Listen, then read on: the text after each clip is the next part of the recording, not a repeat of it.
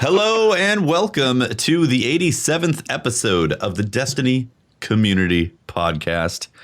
Not much going on this week in the Destiny universe. That TWAB was pretty empty. Pretty empty. Pretty darn empty. Yep. I hear Crucible Labs is also pretty empty. Pretty empty, exactly. There's really nothing to talk about. TWAB was pretty empty. I hear myself somewhere. Pretty darn empty. Uh-oh, I think it's on my main computer for Skype. Exactly. My bad, guys. Stream could definitely hear that because it was coming through this computer. Yeah, episode 87. We got a great cast lineup for you guys tonight. Pope, I'm gonna let you take it over right here. Let's do it, Pope. Just grab it. It's always gonna make me laugh. I can't. Tefty, thank you very much. I appreciate you inching your way towards Holt's style of introduction. It's just infecting me and taking over slowly, day by day. I'm really surprised. That he was able to give you tips on how to introduce the show, considering that he is now in one of the deepest caves in North America, spelunking. Oh, he's spelunking now? He's spelunking. He's a spelunker. He's a spelunker. He's trying out a new career. Now, is he doing this with ropes or with no ropes? Like, is it a team effort? Like, no, it's actually pretty interesting. It's called naked spelunking. You go in there without clothes and no ropes. It's just all you, you. Wait, it's all you and only you, Nothing. They spelunk with just themselves. Spelunk. What do you like grease yourself up so you can like slip through the cracks? Yeah. Right. And then it's not really grease. It's that they don't take a shower for a couple months so that they've produced some like arm cheese and then they spread that on themselves. It's really hipster. No one really knows about it. Yeah. That sounds disturbing. New. But anyway, leave it up to Holtzman to try something unique like that. We really wish him the best. Good luck, Patrick. Yeah. Yep. Good luck with the naked spelunking. Yeah. Right. Yep. Definitely. Naked spelunking is definitely the wave of the future. Tonight, we have two guests on the show that I've been excited to talk about. Two guys that have created a ton of opportunities for competitive players and putting together tournaments and things like that. We've got Farcogs and Anubis. Welcome, gentlemen. Thank you very much. Yeah, so I've seen your names floating around in the Destiny community for just forever, but can you guys tell me first of all, how did you two meet? It seems like almost like synonymous with each other now. I feel like you guys have done a lot in the Destiny community, but I always see your names sort of related to each other. How did you guys meet? So it kind of came about like a couple of years ago. We started running community tournaments in the UK, and it was actually a girl called Emma who introduced me to Eric. And it was kind of when Eric was putting together a lot of the grassroots tournament work. And I actually had a job over in Philadelphia, and I was traveling out there every kind of 6 to 8 weeks or so. So randomly, it just worked out that we ended up meeting in a bar. So it was me, Farcog, and Fallout actually met for drinks one day. Fallout was there. I forgot about that. Yeah. Just in the city. So that's kind of where the conversation started. I mean, initially started, Anubis was technically a competitor of ours. I mean, if there is such a thing, obviously we're both working towards the community. But I messaged him and I'm like, why should we be competing when we can just work together, and do twice as much? Then I found out that he was coming to New York City. I live close to New York City. We ended up meeting for drinks. And I think I hit up Fallout. I was like, why don't you come hang out with us and kill two birds with one stone? So Fallout was there too. That's cool. But that boy was so diseased on that day. I remember seeing Fallout, and he was just like streaming with snot and all kinds of stuff. He was in a bad way. He was like, don't touch me. Don't touch me. Farcog has that effect on people, though, even when he's not sick. So, yeah. I'm sorry, not Farcog. I meant Fallout. Anyway, so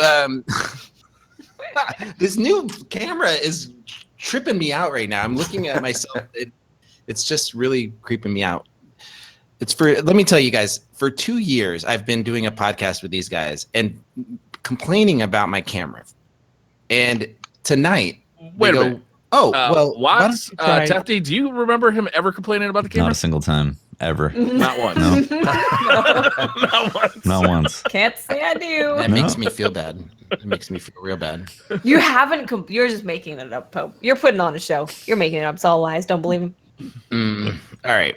Well, I want to know more about like the competitive scene. You guys had some challenges. I mean, you started back in D1 doing stuff.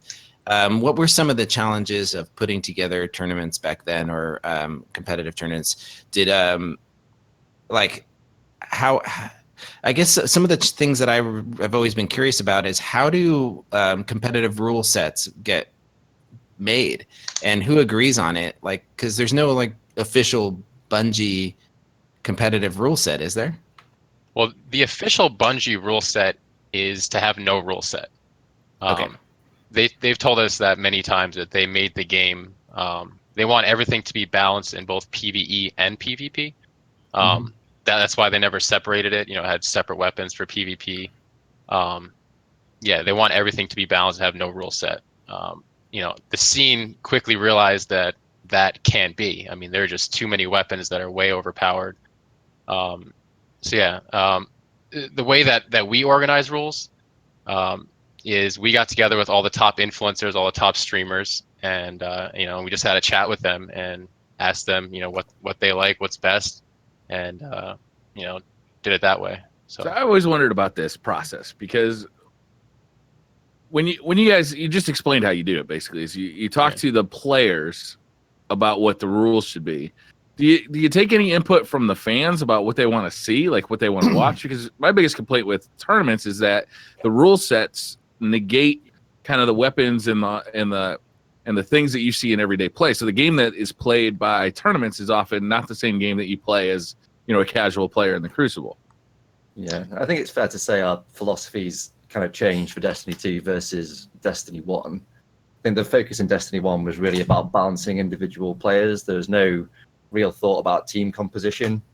But I think, obviously, with the way things have gone with Overwatch and various MOBAs, there's that kind of focus on how the different guns and special abilities interact with each other, which is something we're kind of looking into a little bit more now as to how we can minimize overuse of those things but keep them in the game. And it's been good to see the devs get much more interested in this world as well. So we had Kevin and Josh weighing in on some of these conversations on social fairly recently, saying we really don't want to take anything out of the game. We want everything to be accessible, but they'd be quite open to us banning replication of things. So teams aren't using 3 Gravitons, 3 Vigilance Wings, but people can choose a specific play style, but only one player in that team can be dedicated in that way.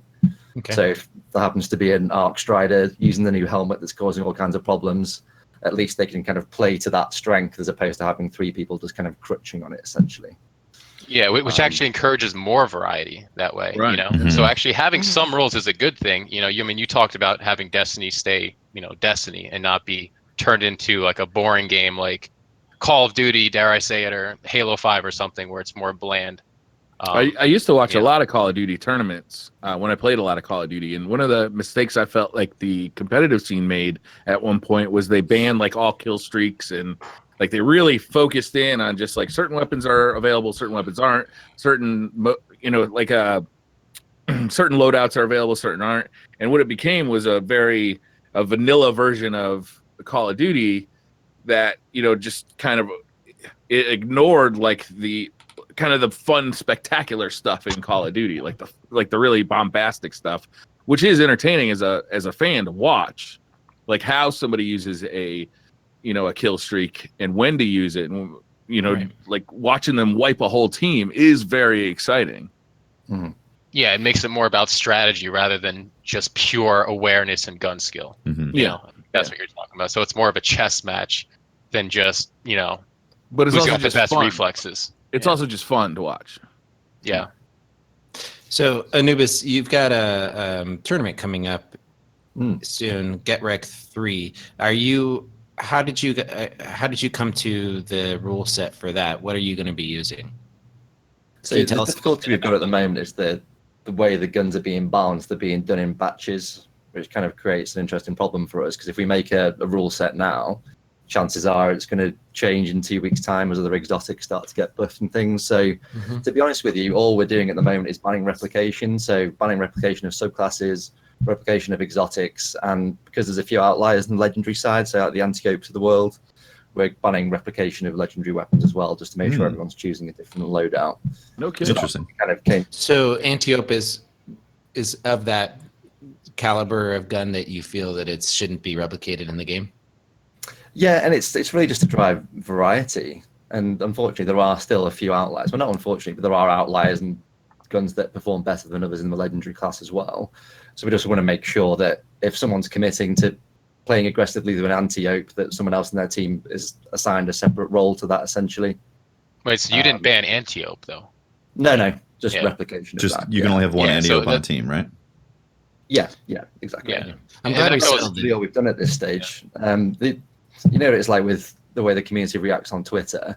As soon as they have a bad experience with the gun in the Crucible, like they want to ban it immediately. But when the whole community is trying to bring down the time to kill as well, like banning those weapons really isn't going to solve that problem. Right. So we're trying to have more of an open conversation with them about why guns should stay in the game, and things like Colony and Acrius that people clearly have frustrations with, actually in a competitive setting don't give you that much of an advantage. So something like Colony that's only got a 2-kill potential, if you put that in the hands of a lay player, standard player, yeah, sure, they're going to perform better with it. But if you bring in the Lumis of the world and give them a shotgun, they're going to completely outplay someone that's trying to spam a Colony, and obviously the kill potential is much higher with those guns. So the problem is we haven't tested any of this stuff yet, so there's been no real big tournaments where we can see how this works. So I think for the first one, we're going to try and maintain as much flexibility as we can, and then just see what comes from it, and just take the feedback. And That'll be interesting to watch, though, because Absolutely. I would expect just from hearing it that certain players on a team will adapt roles on that team, right? Because since everybody's loadout has to be a little bit different, you might have a guy running close range stuff, a guy running long range stuff, and it'd be really fun to watch. It's really interesting. You'll probably get Yeah. more variety watching that than watching like someone play Trials. For So sure. there's Yeah, Exactly. exactly. Yeah. Four ground And if zones. one Yes, player that's super has- interesting. That's really cool. I like that.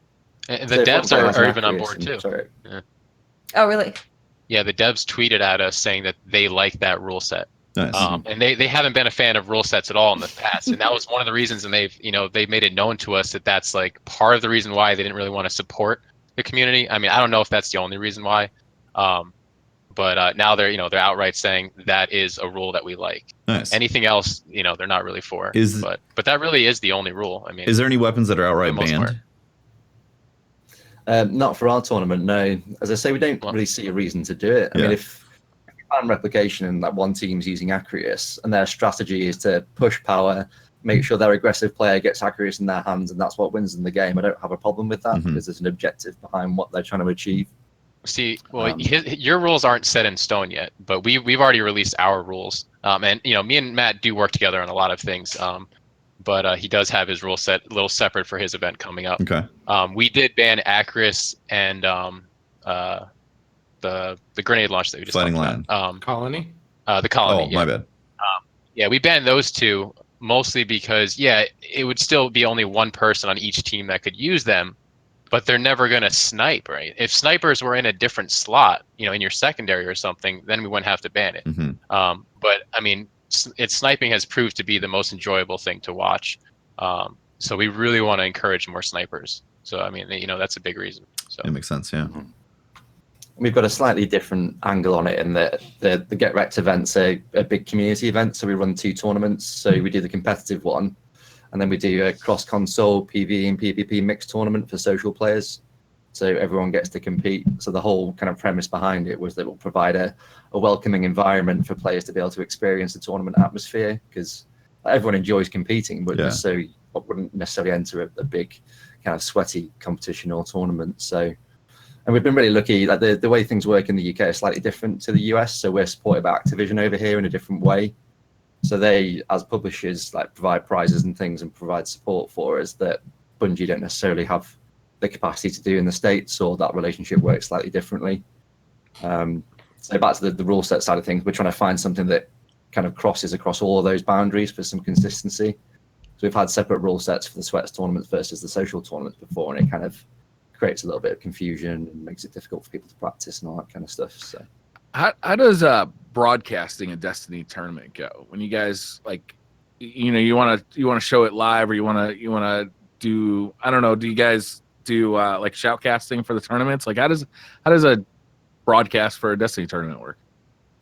You want me to take that? Yeah, go for it. I mean, because that's what we focus on. Not me personally, but my team, Solid. We call it Solid Esports. It's me, Bennett, Xander, and Peter. Bennett, Xander, and Peter handle the production, the broadcasting. And because there's no spectator mode in Destiny, unfortunately, if there was spectator mode in Destiny, the competitive scene would be tenfold. It would be way, way bigger. But because of that, and this is kind of good for us in a way, because there's no spectator mode, we created our own spectator mode. And we haven't seen this done anywhere else in any game. And Tefty, you're into stuff like this.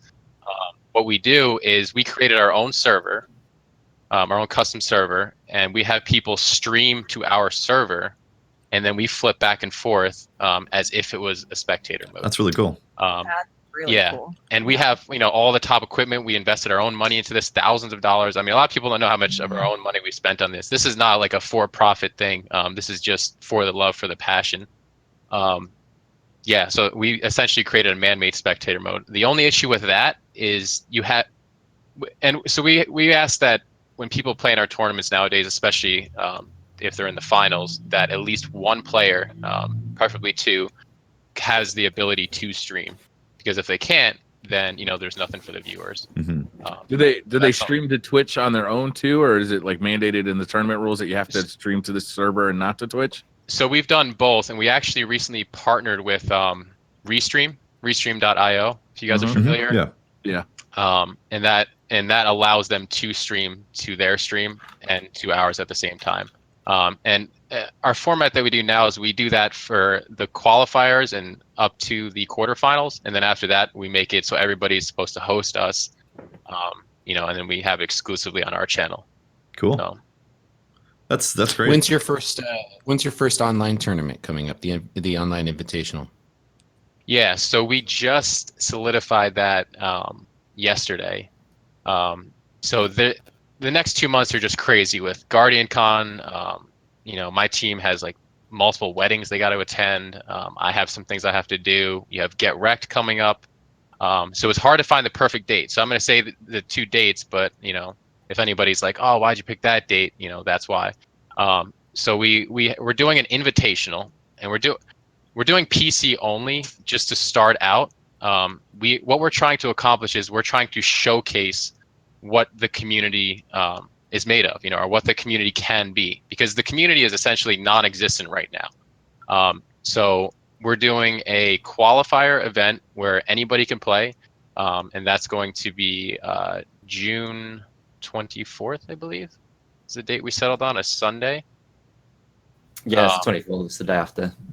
Yeah, so that anybody can play in that, but PC only again.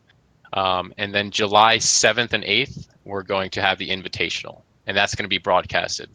The event on June 24th is not going to be broadcasted. Okay. What do you do about, since you're playing on PC, do you have any restrictions to input methods? In terms of if they can use like controller or not? Controller, keyboard and mouse, Zim? I didn't want to have to talk about this. So I'm just going to say the way things are right now. Things are open to change, but right now we are not banning controller. And I know a lot of it's always tough when you have to go against the leaders, because people could say I'm one of the leaders of this community, but I'm really not. The leaders of this community, and I say this all the time with anything else, it's the influencers. People who have the most influence over the community, people like Luminosity, people like Triple Rec, and Cooch. Those are the people who control the community, right? If they're not on board, then you don't have a community. So who cares? The community's gone.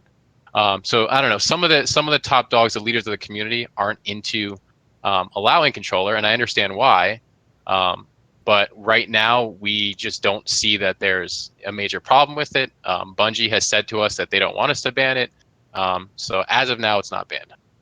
I think it makes sense for at least, the first time out the gate, just being like, let's just see how it goes. It's PC, all input is welcome. And then if people really don't like it or they're fighting against someone where they're like, this just feels unfair, this is weird, then you can kind of go further with it. But I think for the first one, like that makes sense. Yeah, absolutely. Exactly.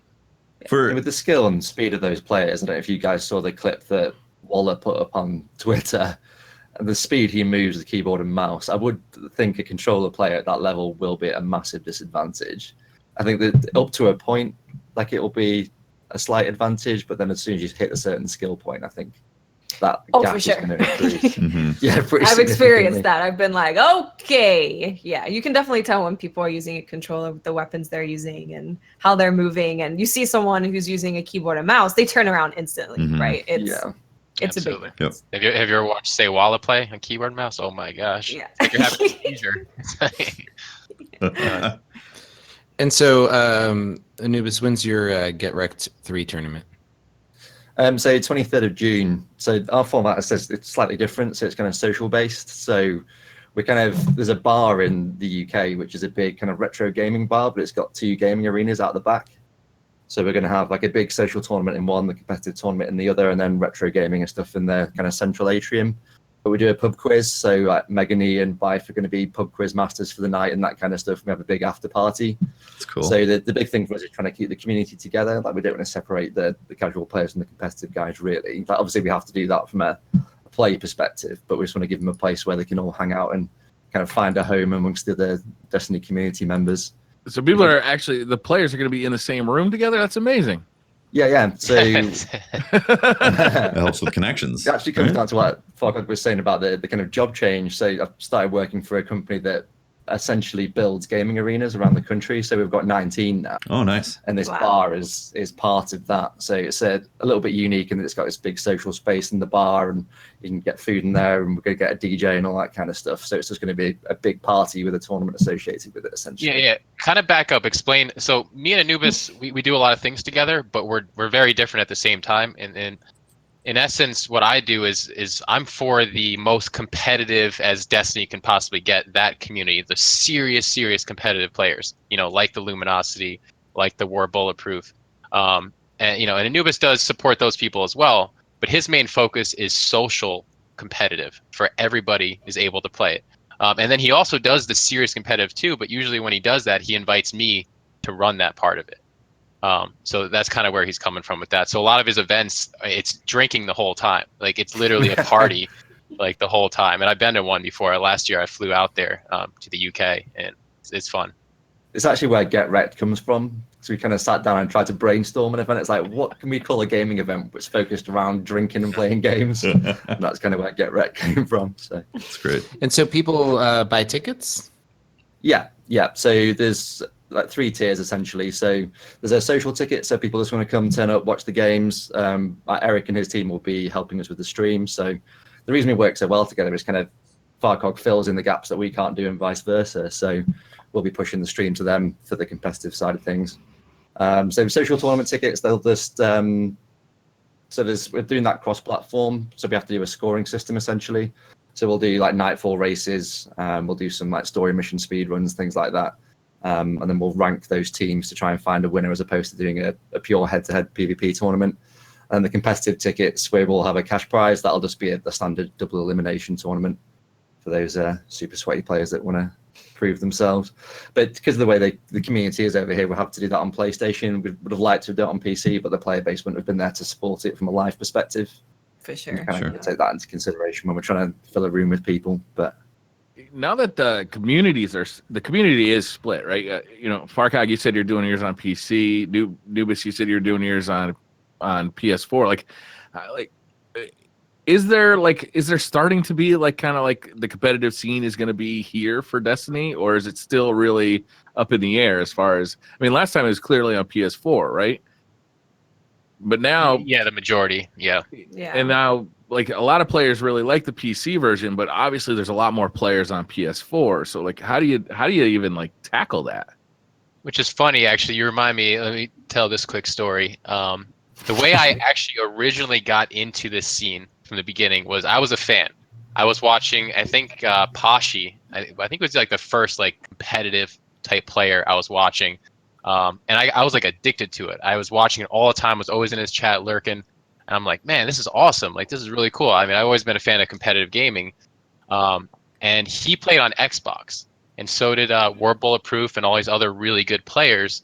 So that's where like the first scene, from my perspective at least, there might have been a PlayStation scene happening at the same time, and I reckon there was, but it was on Xbox.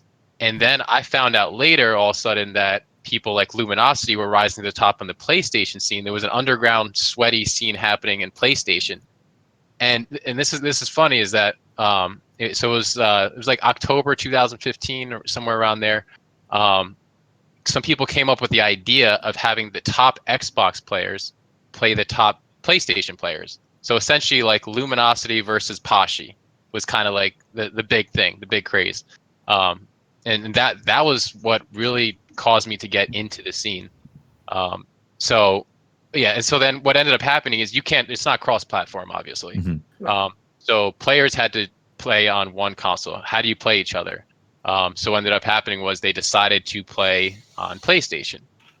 So a lot of people had to buy PlayStations. I think Pashi, I don't think, owned one, so you had to buy one.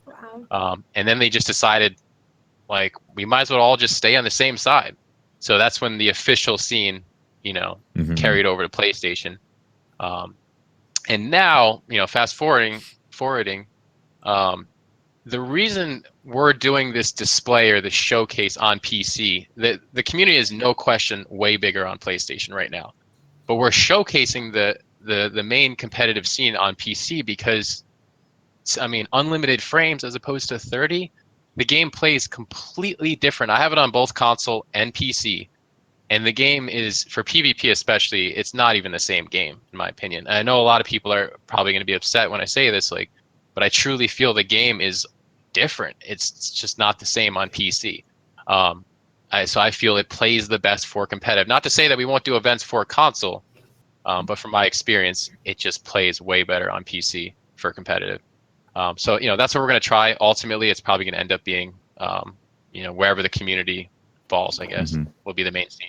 But I believe The really they. frustrating thing is we kind of spent all this time building this community, and then when the game launched without private matches, it was almost like starting again. So we've had to wait all this time, and it's kind of like developing the whole scene again almost, because we've lost a lot of the big guys, and like I don't think anyone's kind of been away from the salt that's kind of come out some of the Mhm. competitive players as a result of them not having the resources. And obviously it's been frustrating for us, but it just kind of leaves us in this difficult situation now as to when we start to develop that market for it, where does that market develop, and we'll kind of be led by the players on that and where the demand is, I suppose. But Yeah, that 9-month lull of not having private matches is pretty detrimental because It was crazy. yeah, like it for not actually, only the just PvP for not side- just for like PvP side, but like just for testing things in general. How did that feel to you guys? I mean, that must have been like a kick in the That must stomach. have been hard. you have no idea, man. It was, But when you do live events, it makes a real difference. And something else that happened that really affected us for the casual tournaments is everything that we used to do that was taken out of selectability. So we used to do strike races, like we used to do a load of other activities that you used to be able to That's choose a right. director.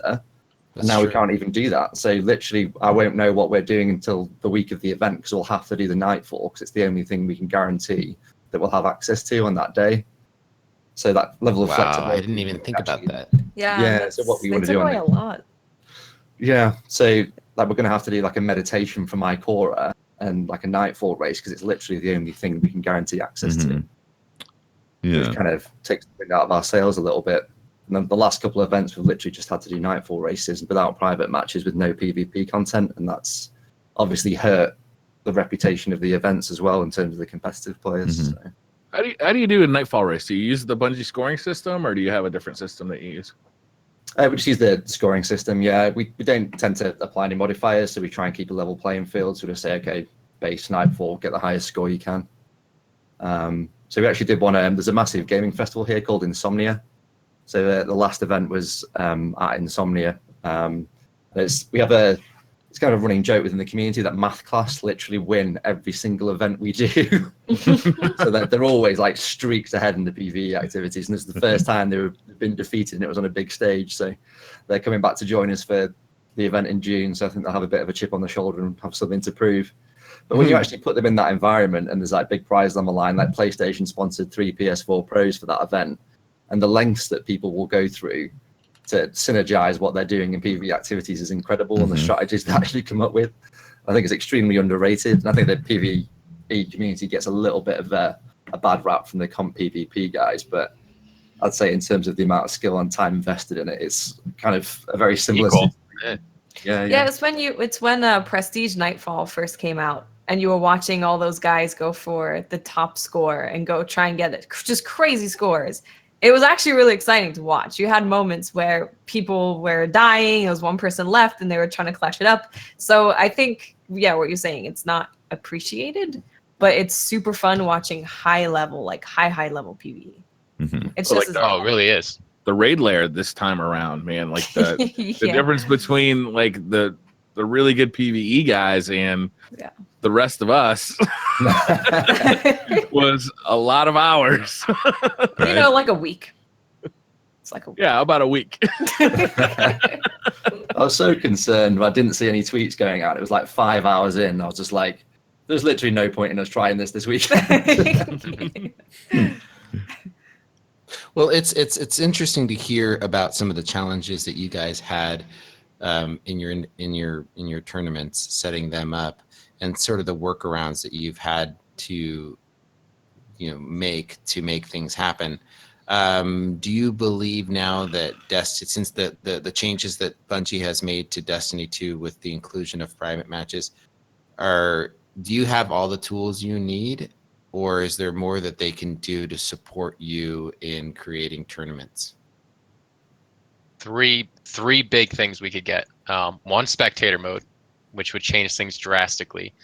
Two, change the tournament license. This is something we haven't talked about. I don't know if you guys are familiar, but they actually have a license. You can look it up. So if you're running tournaments, you automatically enter into their license agreement to run events.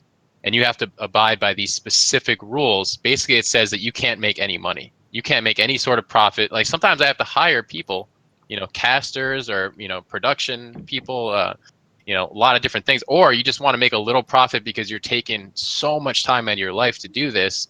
You're taking time away from your job, your family, all this stuff. So you want to make a little bit of money, right? Or money for the prize pool, something.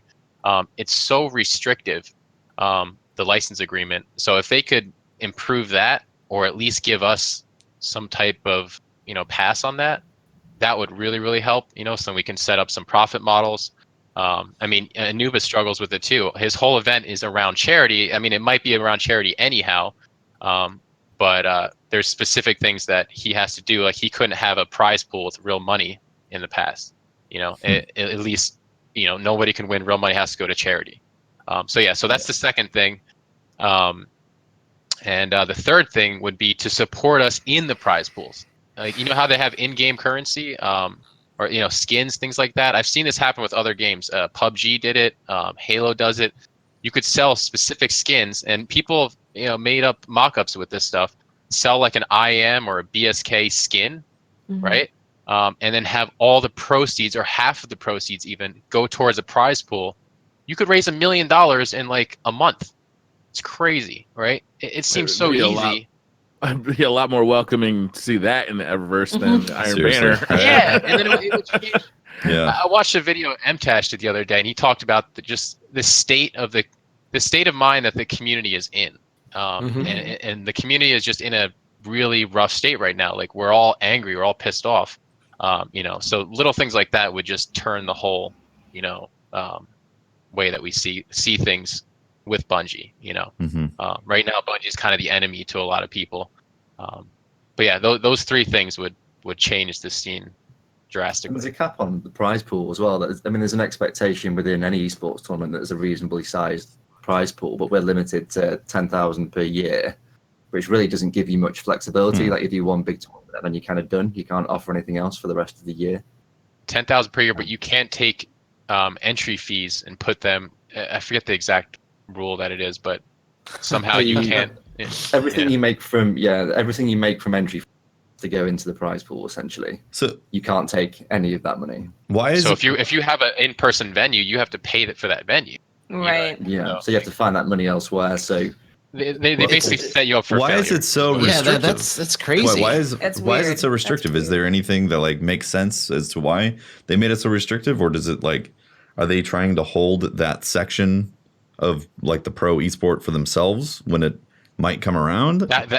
That was our initial idea. That's what we thought that they were doing, and we would have been glad. I mean, I've always said in the past, this isn't about me. Like, I really wanted to see the community flourish. If they wanted to come in themselves and do it, they probably would have asked me to help them or something. That would have been fine. But clearly, that wasn't the reason. And obviously, the guys that work at Bungie are very smart people. Like, I think they know exactly what they're doing with this thing. And to me, it's clear as day. It basically says we do not want you doing these things. This is why it's written this way. Interesting. Yeah, So, that's but which crazy. I don't get it. Why even make private matches to begin with if you're going to Yeah. have all these catch-22s? Why make private matches and why make the weapons balance for PvE and PvP? Especially for Destiny 2. Especially for Destiny 2. Yeah. If you don't want to That's go down really- that path. That's weird. And in fact, I received a lot of hate, like directly at me, people like claiming that I changed the game and caused Destiny 2 to be the way that it was because of our esport. No, that was my fault. That was That's definitely perfect. yeah, that's on me. I'm like, what do you mean? It wasn't even private matches. Like, if they were doing it because of me and our underground scene that we were building, they would at least be private matches. But there wasn't. So Well, it seems like Bungie could show the competitive scene a little bit of love, and it sounds like they've done it to a small extent with including private matches, but there could be some of these other tools that you guys are looking for to be implemented. I think this is just the baseline for the future. And there was a massive amount of changes coming in September, and things are kind of getting trickled out to us now. But we're kind of hoping for some wholesale.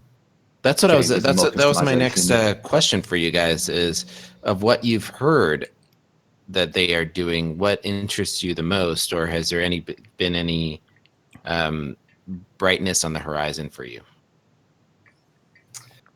I mean, we haven't heard much from a PvP perspective really at all. I mean, we're just hoping for more flexibility in what we can achieve, really. I say it's small things like allowing us to select things from the director. I just don't think they would have considered that. Obviously, the whole problem with Destiny 2 is oversimplified, but the kind of problems that come from that are bigger than just the community being disgruntled that they don't have access to these kind of activities when they want them. But I really couldn't comment on anything that we've seen that's positive for the competitive community. Obviously, the rank system is a massive step in the right direction. But I think we'd all probably agree that needs some work, and the matchmaking side of things probably needs to be adapted to suit that model. What about weapon changes, weapon slot changes, and all that coming?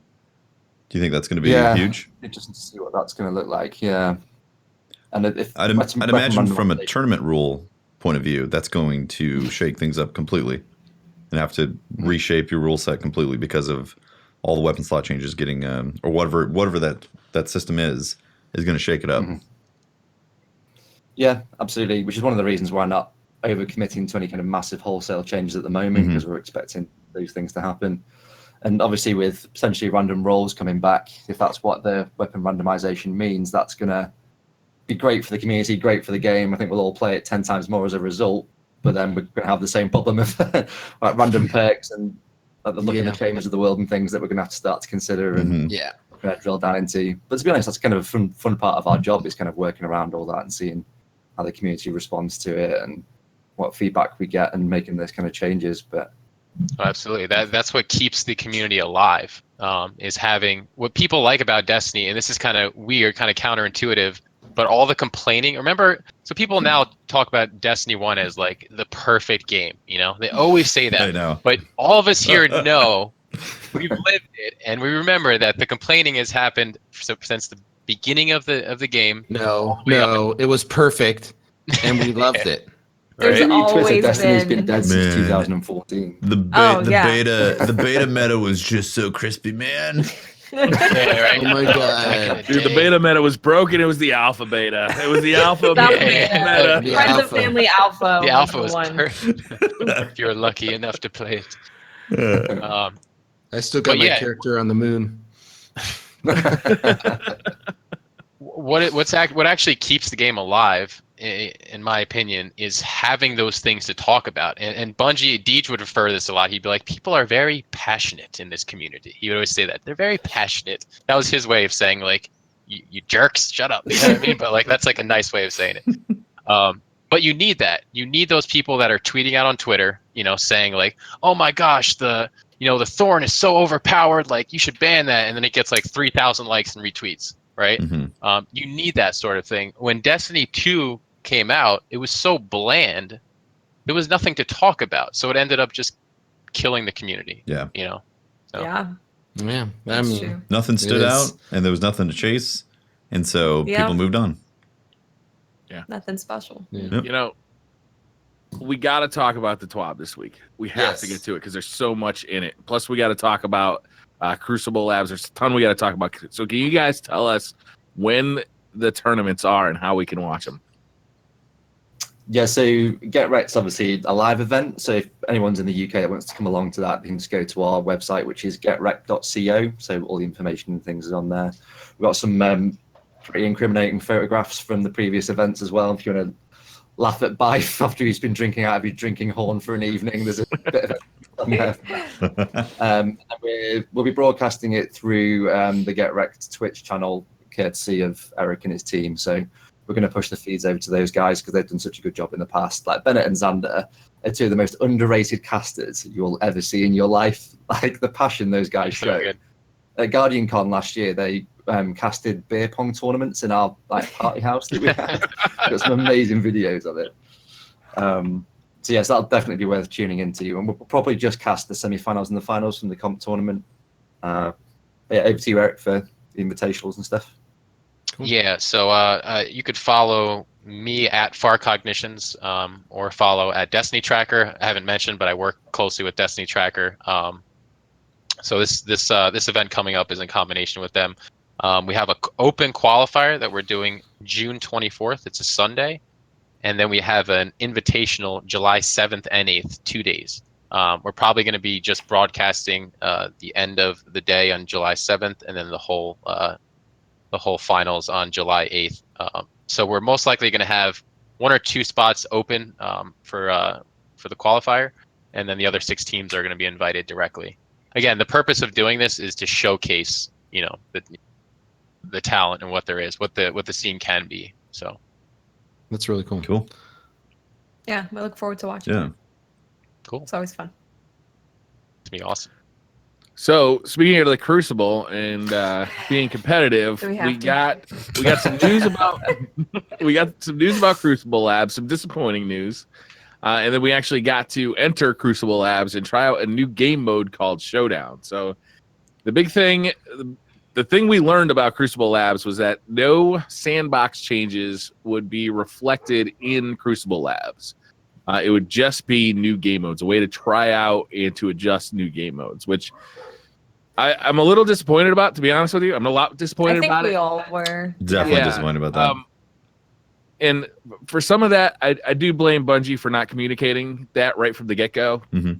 But I got to take some blame on myself for that too, for just letting conjecture just run wild and just like assuming that they would do something like, changing the sandbox and allowing, 3-shot hand cannons in like that part of the game and stuff like that. When I read Streamlabs, Crucible Labs. Streamlabs, what? Crucible Labs. When I read that, I immediately thought, I don't think there's going to be sandbox changes in there because the way they have the game coded, and it just seems to be really difficult to make 2 separate sandboxes or to change some things via hard coding and all that.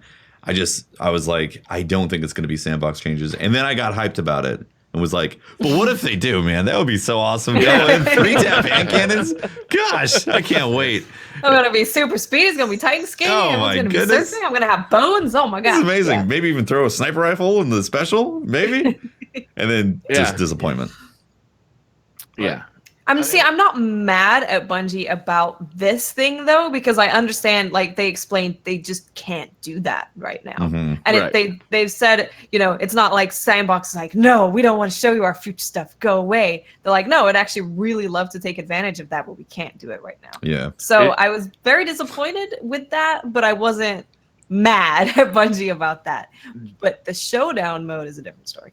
Josh Hamrick tweeted about it a little bit and kind of explained it pretty well. And it kind of sounded like they'd almost need a separate executable, right? Yeah, separate install. Like they need like a separate install to really do the sandbox changes because everything is so connected. Yep. I mean, we should have seen the writing on the wall on that one. Well, the problem is they said Crucible Labs, and when you say Crucible Labs, you immediately think we are testing broken stuff that will probably not ship, but we're on the frontier. We're trying it out. Yeah, we're cowboys on the frontier, experiencing new worlds and stuff, and it's just a playlist. Is essentially what it is. Yeah, can you blame people? I mean, you look at Fortnite, you look at Overwatch. I mean, that's kind of the norm for things like that. I don't know if I've ever heard of a mode that just tests game modes, and not sandbox. Yeah, exactly. Yeah. Yep. And so we knew that. Okay, that's fine. Can't. It's fine. But we can test new game modes, and we can put a lot of input into those game modes, right? Like we can be like, heavy's up too much, rounds are too long, respawns too long, spawns are bad. Like we can have a lot of input in the modes. But then you load into Showdown, and it's doubles. It's Clash, but with rounds. Clash with rounds, yeah. Clash / survival. That's what really disappointed me, and that I was kind of upset about that, because with Crucible Labs, I was like, this is a time for you to just throw something at the community and see what we think about it. Mm-hmm. Whereas this is just another Slayer mode that we've played in 20 different variations in the game. So it was. And it usually was you're such a fan of Slayer modes, Watts. I hate everyone. Yeah, I was disappointed. I was like, come on. We have, 2 objective modes in all of Destiny 2? 2? I'm not going to lie. I was playing it. I was streaming when I was playing it. And I was like halfway through a game. I'm like, wait a minute. I feel like I'm just playing Clash. What's different? And chat had to tell me what was different. Because I was just talking to chat and like playing the game, and they have like a little bar that comes up with instructions for the game mode at the bottom, but it was so fast. I was reading chat, I wasn't reading that, and like I just missed it. So as far as I was concerned, I was just playing Clash, and then the round was over. I was like, oh, okay, I get it. And then there is some differences between Clash and this, right? It's like there are rounds, the 3-minute rounds, and when you exit a round, you reset any power weapons you have. You do carry over any super energy you have, but any orbs that are on the ground are lost. So it does offer, in a difference from Clash, it offers kind of like a reset. So if a team is really snowballing, it does kind of pull back on that snowball a little bit.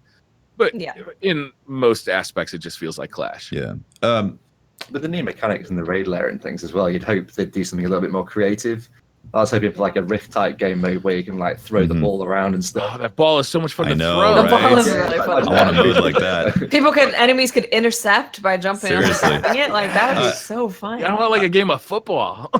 So we're slamming on Crucible Labs, rightfully so, because of the way they positioned it. But in the TWAB, which I know we're not going through the TWAB at the moment, but I think this is a perfect time to talk about what they said in the TWAB about this, is that they intentionally made something pretty simple for the first test of Crucible Labs, because they're testing the system itself to make sure it's working and that people can get in there. And that's fine. Yeah. So there is that side of it. We're, I think the community as a whole feels this way. It's like, what? This is just Clash with the side of mayo or something. I don't understand really what the two have to do with each other. What does the game mode have to do with testing out whether the Crucible Labs works? Because they need to make sure it works. If they had added Rift, though, would that have changed? Well, Rift has never been in the game yet. And what they want to do is they want to make sure that people can actually queue into the playlist, and things like hanging in matchmaking for 10 minutes because somebody has an AMD GPU doesn't exist. You know what I mean? Yeah, but why? I don't understand what the game mode has to do with that. Because it's... Maybe they didn't want to make something too popular? Is that what you're saying? No, I think... from what I take it, in how they position these things, is that something as simple as adding a playlist to the game has the potential to break Sunshot.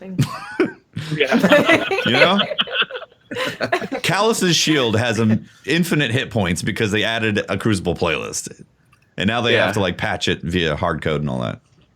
That's what I take from the developer notes in this. Okay. So hopefully, with the feedback that we're giving, I mean, it's fine for people to see that and be like, "Look, I don't want another Slayer mode. I want an objective mode." Yes. And that's all. That's still good feedback, even if you don't have feedback specifically about the mode.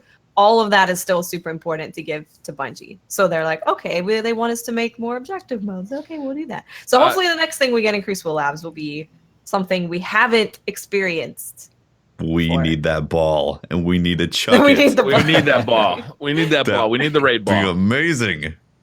Yeah. Yeah. Maybe a basketball hoop from the Oryx raid to throw it into. The assets are There's already already there. there's already a Yeah. That could be the capture the flag. Yeah. Yeah, man. That would be super fun. If you could throw the flag to your teammates. Oh my God. That would be would be awesome. amazing. That'd be so fun. Hmm. That would I be wish great. they'd farm this out to the community. Like a forge mode in Destiny would be incredible. I know it's Oh, not been God. mentioned before. Oh my God. Just the gosh. creativity that's in the community. Like there'd be no content droughts. Like the creative, Don't be say endless. it. free Oh, marketing it'd all be over amazing. social every single day. It's- Anubis, that is one of the real hopes I had for Destiny 2 is that we would get a Forge mode in Oh, Destiny me too. 2. And obviously it didn't happen. I still got the hope for Destiny 3 though. Like it makes so much sense for Destiny. Like Oh you my could gosh. you could design, strikes, you could design PvP levels, you could design game modes. Like there's so many things you could, and you don't even have to be able to adjust the geometry. Just set waypoints and set, like things like that for players to do. Maybe set spawn locations for enemies. Oh my God, that'd be amazing. It's literally what extended the life of Halo 3 and Reach for Huge. like years, because the people were able to do that, and they had just community events around it. Yeah. One day. What did you guys think about Showdown? Like as a Slayer mode, obviously, Watts, you don't actually like Slayer modes. Right away, I said these rounds are too long, right? It's a best of 5, Yeah. and there's 3-minute rounds. So like minimum, you're gonna be in there for 9 minutes, possibly 12, possibly more than that if you go into like the overtime, like a 5th round. Which the 5th round is actually pretty fun. If you haven't done it, it's a capture point. I want that all the time. That's what I want. I want that. I want the location to spawn randomly on the map. You got to go capture it. That'd be fun. I want would something that. like that. But yeah, the mode, it's okay. It's kind of just more of the same. It's got the problem of survival of when the team is up in winning points, they can just go and hide and just run away. And that's like the worst part of survival is it promotes passive play. And I think this mode kind of promotes passive play, and it's not that fun. I enjoyed it. I enjoyed doubles a lot. So to me, the scoring or going back and forth was fun. I think there could be some more objective type components to this type of game mode. I like the concept and the way it flipped. And like Watts, I enjoyed the capture point. I would have wanted to have something that the teams work towards in doing so, and not just being it for kills. We've seen them do the mechanic of the ball in the raid, right?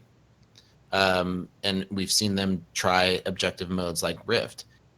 Having something where a member of your team has to carry the ball and you can pass it amongst each other and get it to the other side, or to dunk it on something, we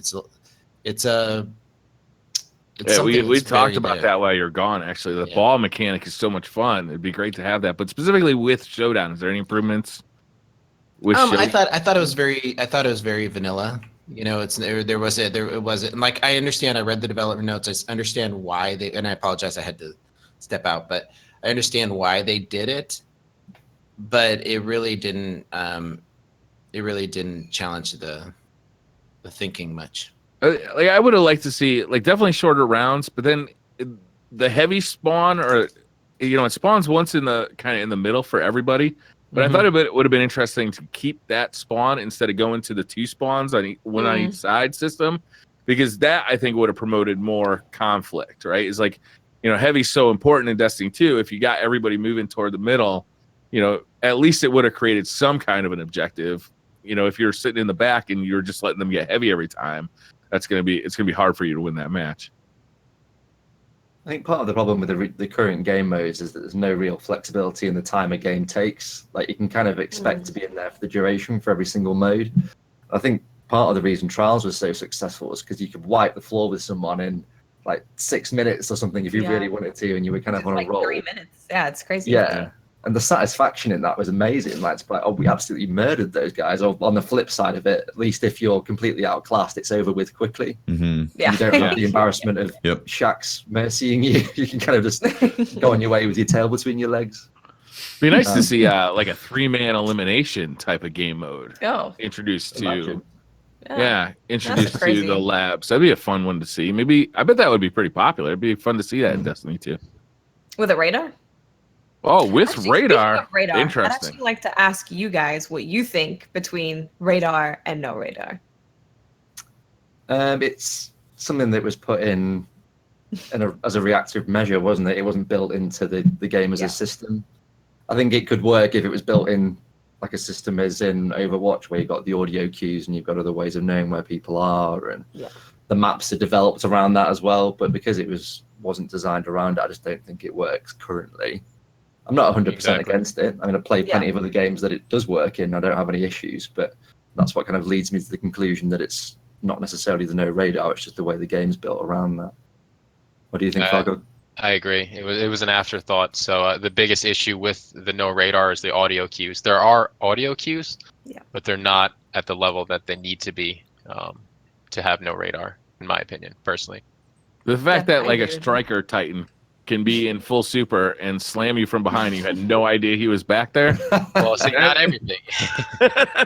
That's weird. You can definitely hear it. There are definitely audio cues. You can hear those boots tapping on the ground when they're running. You can hit it. To this day, I don't really understand why swords in PvP make you go into third person, because that's such an advantage, especially in no radar. You can literally just hide around a corner, see where everybody is, and then just swords and emotes, right? And dancing and those kind of things. I'm actually glad you brought that up. That's another rule I forgot to mention.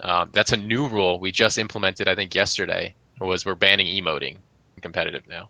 So for that reason, how do you defend that or enforce that? Enforce it, yeah. So there are a variety of rules that can be hard to enforce. Maybe the controller thing, but if you're truly in the scene, there are ways to know. I mean, you can know if somebody's using a mouse over keyboard. So a lot of the games are streamed. It just comes out somehow. Like they might get away with it once or twice, but eventually somebody's gonna know that that's the person emoting. Mm-hmm. Yeah, I mean, it shows up on screen sometimes for certain emotes, but not all of them. So it's kind of a good faith thing. And if you get caught doing it, I mean, you could potentially get banned permanently, because how could we trust you for anything else? Yeah. Right. So. Bungie is looking for feedback on both the lab and the showdown game mode. So they literally ask a bunch of questions. What did you think about the mode? Was anything confusing? Did anything seem missing? Spawn issues, how long was it? Like that kind of thing. So they are looking for feedback on that. And you can leave with feedback on their forums. We also got a pretty exciting announcement. Did we ever? and Stargate. Brian, before we move on from the private matches, I just want to say that I appreciate what they're trying to do with it. Yes. And I understand that they need to take things slowly. That's their Bungie way. But I'd like them to come out the gate next with something. I want a new game mode. The next one, give us something new. Yeah. Something challenging that stretches what they're doing. Well, are we making the assumption that there's going to be a next one like right away, or are we going to be waiting 2 weeks? No, they said in the TWAB that they're refreshing it every reset, and they might shut it down early if something goes wrong. Okay. Yep. Perfect. Do they have enough modes for that? Let's be like, guys, just put zone control in there. It's the same thing. Just change the rules. Right. Just read the Reddit. They'll get plenty of ideas. There's plenty of ideas from the community. Making a mode. King of the Hill. I know they can. I know there's a bunch of stuff they can do, but how fast can they make a mode? Let's find it. Maybe they got a bunch of stuff they've been working on. Maybe. And if so, that's exciting. So Bungie announced today on June 5th, Tuesday, June 5th at 9 a.m. Pacific. Next Tuesday. That's next week. the year 2 reveal will be streamed on Twitch TV/Bungie. So this is going to be the Taken Queen for whatever that's worth, right? We're not going to have to, they're doing this outside E3, it would seem. So they're going to do it from the Bungie studios. They're going to reveal this thing on Twitch. They're going to bring on game director Steve Cotton and project lead Scott Taylor. And they're just going to reveal this thing. We're going to theoretically see what this new game mode's going to be and what's going on. Yeah, and that image, which clearly shows the Stargate. Clearly. It looks like a Halo ring to me. I got to tell you, I'm so excited for the Destiny Stargate crossover. This is going to be What are we seeing there? It's the reef. I have to look at this. I need to pull it up real quick. Yeah. It's not the I mean, the purple, Get your eyeglasses like out. kind of misty, definitely It's reminds reefy. me of the reef. Makes But the it very circular like structures, they The don't say circle- reef the at all. circles look like the circles when you're dropping down in the raid lair that you have to go through to open So Vex. that gift that Callus gives you. Vex, yeah. Yeah, You're right. So Vex, They're kind of maybe- vexy. It's honestly, it's a they're cross. kind of vexy, kind of reefy. Yeah, it's a reefy Vex mixture. It's a Vexy reef. See, It's a new after- reef with the Vex, not the After fall. the reef was destroyed, the Vex came in and started to build it up again. So the community is expected to see what those space nachos are all about. for Yes. right for the big fall We release. definitely want to know. Yeah. Right. So at the end of the campaign, when you play Vanilla Destiny 2, the end of the Spoilers. campaign, after the for sure, after the credits roll, you get this little glimpse, like the traveler's light is traveling throughout the galaxy and seems to wake up these kind of triangular shaped ships. Bad guys. Yeah. Mama bird. Like theoretically, like a lot of people have been assuming that that's going to be what the Taken with the Comet, the next big expansion is going to be about, is like these other things. I don't think it's going to be that. You don't think so? I really think don't. those are further out. I think the space Doritos are further out. You Yeah, think that's like Destiny 3? I think it's either going to be Destiny 3 or it's going to be year 3 of Destiny 2.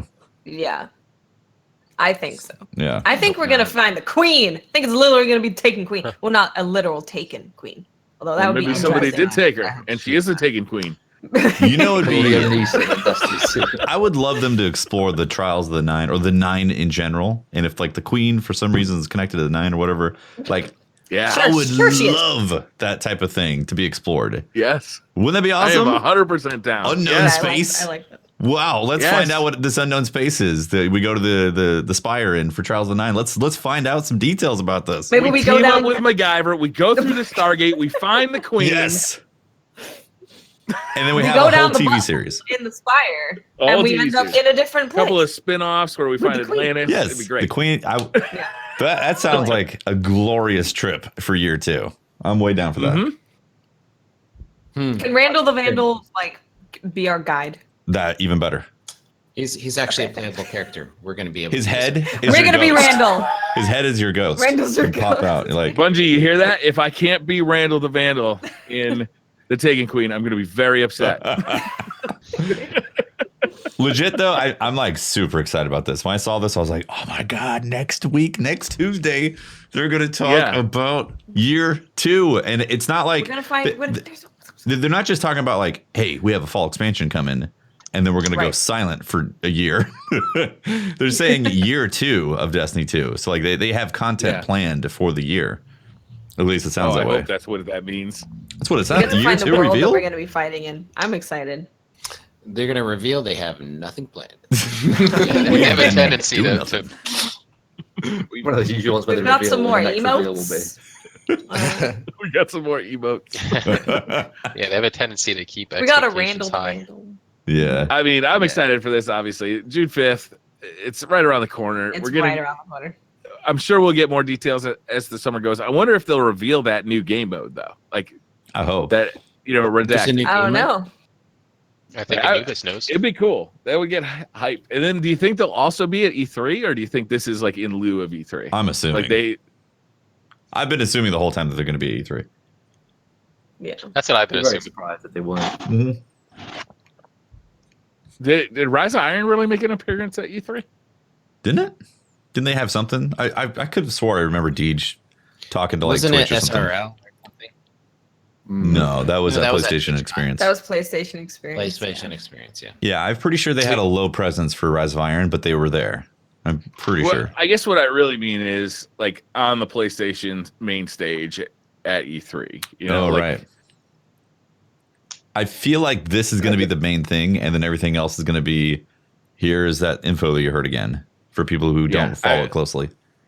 Like maybe have it playable at E3 for people who are there. That makes sense. You know, and That makes sense. Oh, do you guys think that we're going to get new attunements for our subclasses? We better. Yeah. Oh my goodness, maybe. 100%. You know, you get. I'm gonna say. I'm gonna go yes. Top, bottom, You're gonna go on right the record attunement. saying yes. Yes. I don't know about this whole right attunement. I want to. You want a left attunement? Right, I want left. Yeah, or but right down the that's middle. where you do your class. You know, your dodge. Your dodge McDodgerson. Don't fence me in, Tefty. Don't fence me in. Don't be fencing me, man. I gotta say yes. But yeah, if it's Taken King style expansion, yes. Because We're getting new subclasses. cool. With new attunements. No, like new attunements. attunements. Yeah, not What's- a full what- subclass. Not like a new element's being added, unless they want to do like a Oh, split that up. well, that's what would get me. That's what would get me to buy the expansion. No, new subclass would be way more hype. To be honest with Oh, you. yeah. But what if you get like new supers from the attunements? Like Yeah. they can still do that in the attunement. They can switch up a They could. lot. Yeah, think it like Good. Self-res return. yeah. So same element, Self-res. but you know, different super. We don't talk about self-res. Break it all Who over said again. self-res? Nubis, please. That's a yikes for me, dog. Okay, so You here we mentioned go. Forge mode, and now this. Come on. We meet the queen, right? And she attunes. She gives us a new class Awoken of magic attunements. class. Awoken class of awoken magic class. That's been You're like, like- Trials of the Nine. Yes, With, you know, the space you stuff. got that whole thing. Tentacles Mm, You got tentacles that grow out of your face. and ponies. I like the sound of this. Yes. That's all I know about the Nine's tentacles. Yeah, that's it. Then they have to do something. If there's no new enemy race, complete race, they've got to give us new ways to play. Like it's a year in. You just nailed If it. it's just if it's just New Rust and ways to Vex, play. Hold I up. think we'll all be a little bit. You just nailed it frustrated. right there. I Yep. really hope that we see something new of an enemy race. I mean, it doesn't necessarily have to be completely brand new races, but Mhm. like Hive and then Chili Hive. Chilling. And hive that are like sort of transparent Yeah, you know, like and shiny. we need hive. we need like They kind of got away with that though with the icy Taken? hive. I thought there was Yeah, going to be there's the far, Taken, far the more icy. pushback. The well, it, Rusty I think the expectations for a DLC are a little different than for an expansion, though. And then there was the Sivified, Fallen. they've definitely been taking the races and like outfitting them with these various Putting these skins conditions, on them. various conditions that they've grown with. I would love to see a new enemy type, like Dark Guardians or something, or Yeah, I know. I don't know. It's tough to suddenly invent a new race into a video The stranger's game. gonna come back. She's gone dark. She brings her dark guardians with her. No, With the Braytech. Dorito people will bring a new race. I mean, you'll be able to be you'll snap into That's Slim Jims, not Doritos, bro. They're gonna bring the nacho cheesiest race, and it's gonna be the cheesiest race of the Destiny. the coolest ranch of races. They got all the signs point to Fallen, don't they? At the minute, I mean, looking at finding Morosov's brother's ship on Mars and stuff in Yeah, Warmind, right. and Mhm. the Fallen insignias and stuff on it. Like it kind of points that direction. But That's right. whether that's I would love now a or later. real Fallen expansion because we really haven't gotten one, right? We I mean, haven't. No. Rise of Iron were Fallen adjacent with the Siva, but it didn't really get into like Fallen, like backstory and lore. Like we've been with the Hive, like we've gotten a lot of Hive stuff, but very little for the Fallen. Mhm. They're Yeah, so we cool. haven't had like a fallen raid. You know, we had Siva, but they look very different to Fallen. I'm sure the way they run stuff is very different as well. I just find the Fallen so incredibly interesting. And in House of Wolves, we had that was not a raid. In House of Wolves, it was not a raid. So I would love a Fallen. Yeah. They also mentioned that they'll top it off with a look at a new roadmap with exciting new promises for everyone. Cool. Does a new roadmap at this point include a September expansion, a December DLC, and a spring DLC? I don't. Yes. Yes, it does. Personally, I would be thrilled if they were going to drop essentially a main DLC than 2 satellite DLCs per year. Right, that was the plan for Destiny 1, and they had to pull back on it because they couldn't do it fast enough. Now, or at least that's what we. Vicarious Visions is pumping Warmind quality out there. They're naming submachine guns, the Huckleberry, Polaris Lance. all over the place. We didn't talk about Polaris Lance, guys. We didn't talk about Polaris Lance. We got to talk about Polaris Lance. Yeah. It's good. It's amazing. It makes things explode. I love it. So I haven't gotten it yet. Tell me about it. Exactly what does it do? Oh my God, Briar. It's crispy. Why have you not gone and It's not that hard to get. why have you not acquired this jewel of an exotic, man? I've been too busy playing PvP. I'm not gonna lie. This is it's like it's maybe like an hour and you can get it. It's like you'll have it. Black Hammer. So it's OG Black Hammer, okay? OG Black Hammer OG. with so Zen it's got Meteor's magic perk. bullets. Yes, I will paint a scout rifle for you that will immediately make you want to turn on your PC and go get it. Okay? Okay. The only downfall with it, I'm going to start with this, is that it's a high impact scout. So the archetype itself is kind of rough. Yes. It hurts in Kinda PvP. poo on a stick. That archetype in general is bad. But essentially, that's the downfall for something that's unbelievably amazing. It's got OG Black Hammer abilities. So you get ammo back out of the ethers. They're, mysterious beings from above fly down and insert bullets into your magazine as you're getting crits. I like it. Okay? You don't have to get kills. You just get a crit. Every single crit, you get a bullet back. Every crit. Every single crit, you get a bullet back in the magazine. Oh my God. After 4 crits, It gets better. Non-consecutive. Just anytime you get 4 crits in one magazine. Anytime in the magazine? Anytime. Just Doesn't whenever. have to be consecutive. You get an explosive round. That's like Boom. That's like How explosive? it's like a cousin of the Sunshot. Okay? A cousin? It's like not Sunshot Sunshot's the big bro is It's a like, cousin. yo, I do explodes, And then it's like, this is my baby bro. You get one of those bullets every time you get 4 crits with this scout rifle, and it makes an awesome retro sound like you got a coin in Mario Brothers. Awesome sound. It's- Like to tell you it loaded up? Yes. And then you fire it. You fire it, it explodes. And then you keep doing it over and over. Nice. Oh, I have to take a nap. Just smoke a cigarette. Well, I'm gonna have to go get this thing. It sounds good. It's a PvE gun, not a PvP gun. It's PvE. It's a PvE gun, definitely. You get outshot by a lot of stuff in PvP with it. Although setting someone on fire in PvP and them dying kinda from it cool. is pretty fun. Yeah, That there's does sound interesting. there's a Juan. burn. Oh, The yeah. explosion, Briar. That's puts right. a burn on you. It's a damage over time burn. Yeah, not only does the What? solar bullet. Yeah. Yeah, I know. I knew I was forgetting something. There's more. I knew I was forgetting something. The solar bullet But wait, there's more. it has a delayed explosion to it. So it acts like a regular bullet and then a slight delay and then it explodes, causing an AoE effect. AoE, all right? So everything around it gets affected by it. Area of effect. And then they get lit on fire.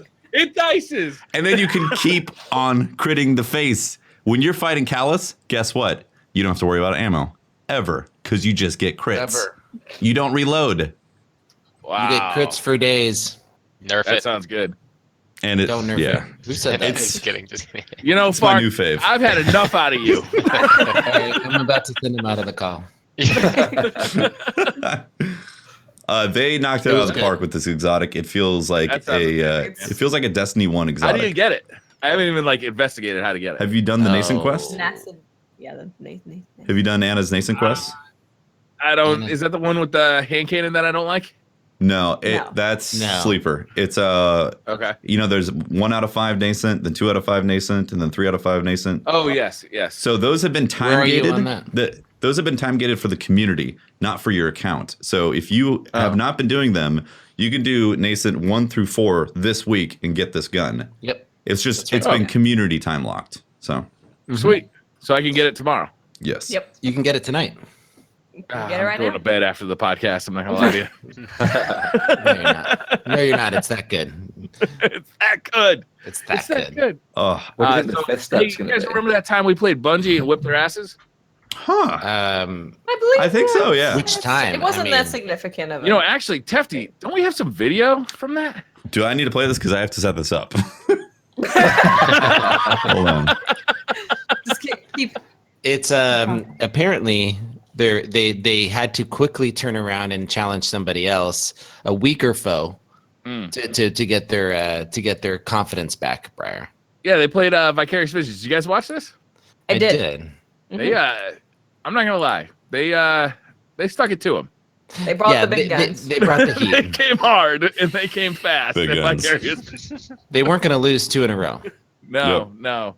Okay, I think I'm ready to play this. After the humiliating defeat they suffered at our hands. That's right. It was humiliating. All right. But yeah, we do have a little bit of video that we wanted to share. Yeah. Are we playing the whole thing? Obviously for audio listeners, we'll tell you about it afterward. We'll Nick, you might want to cut this out of the audio version. Are we playing the whole thing? Yeah, it's only 3 minutes. Yep. 4 minutes. Okay, cool. 1 second. So it's just a little thing that we put together of Yeah. our time against Bungie. All right, here we go. Yeah, it's only the best video ever made, ever, by anybody in the history of video.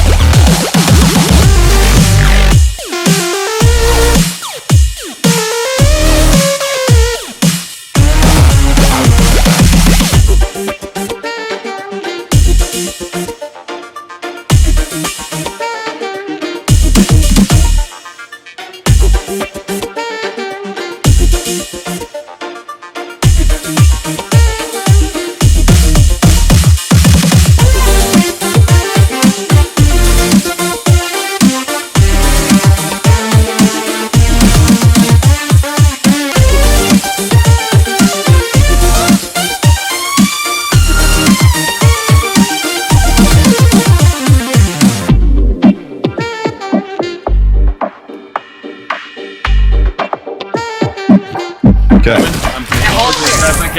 I just killed myself. You Crap. have advantage. You've got 30 Oh seconds. man.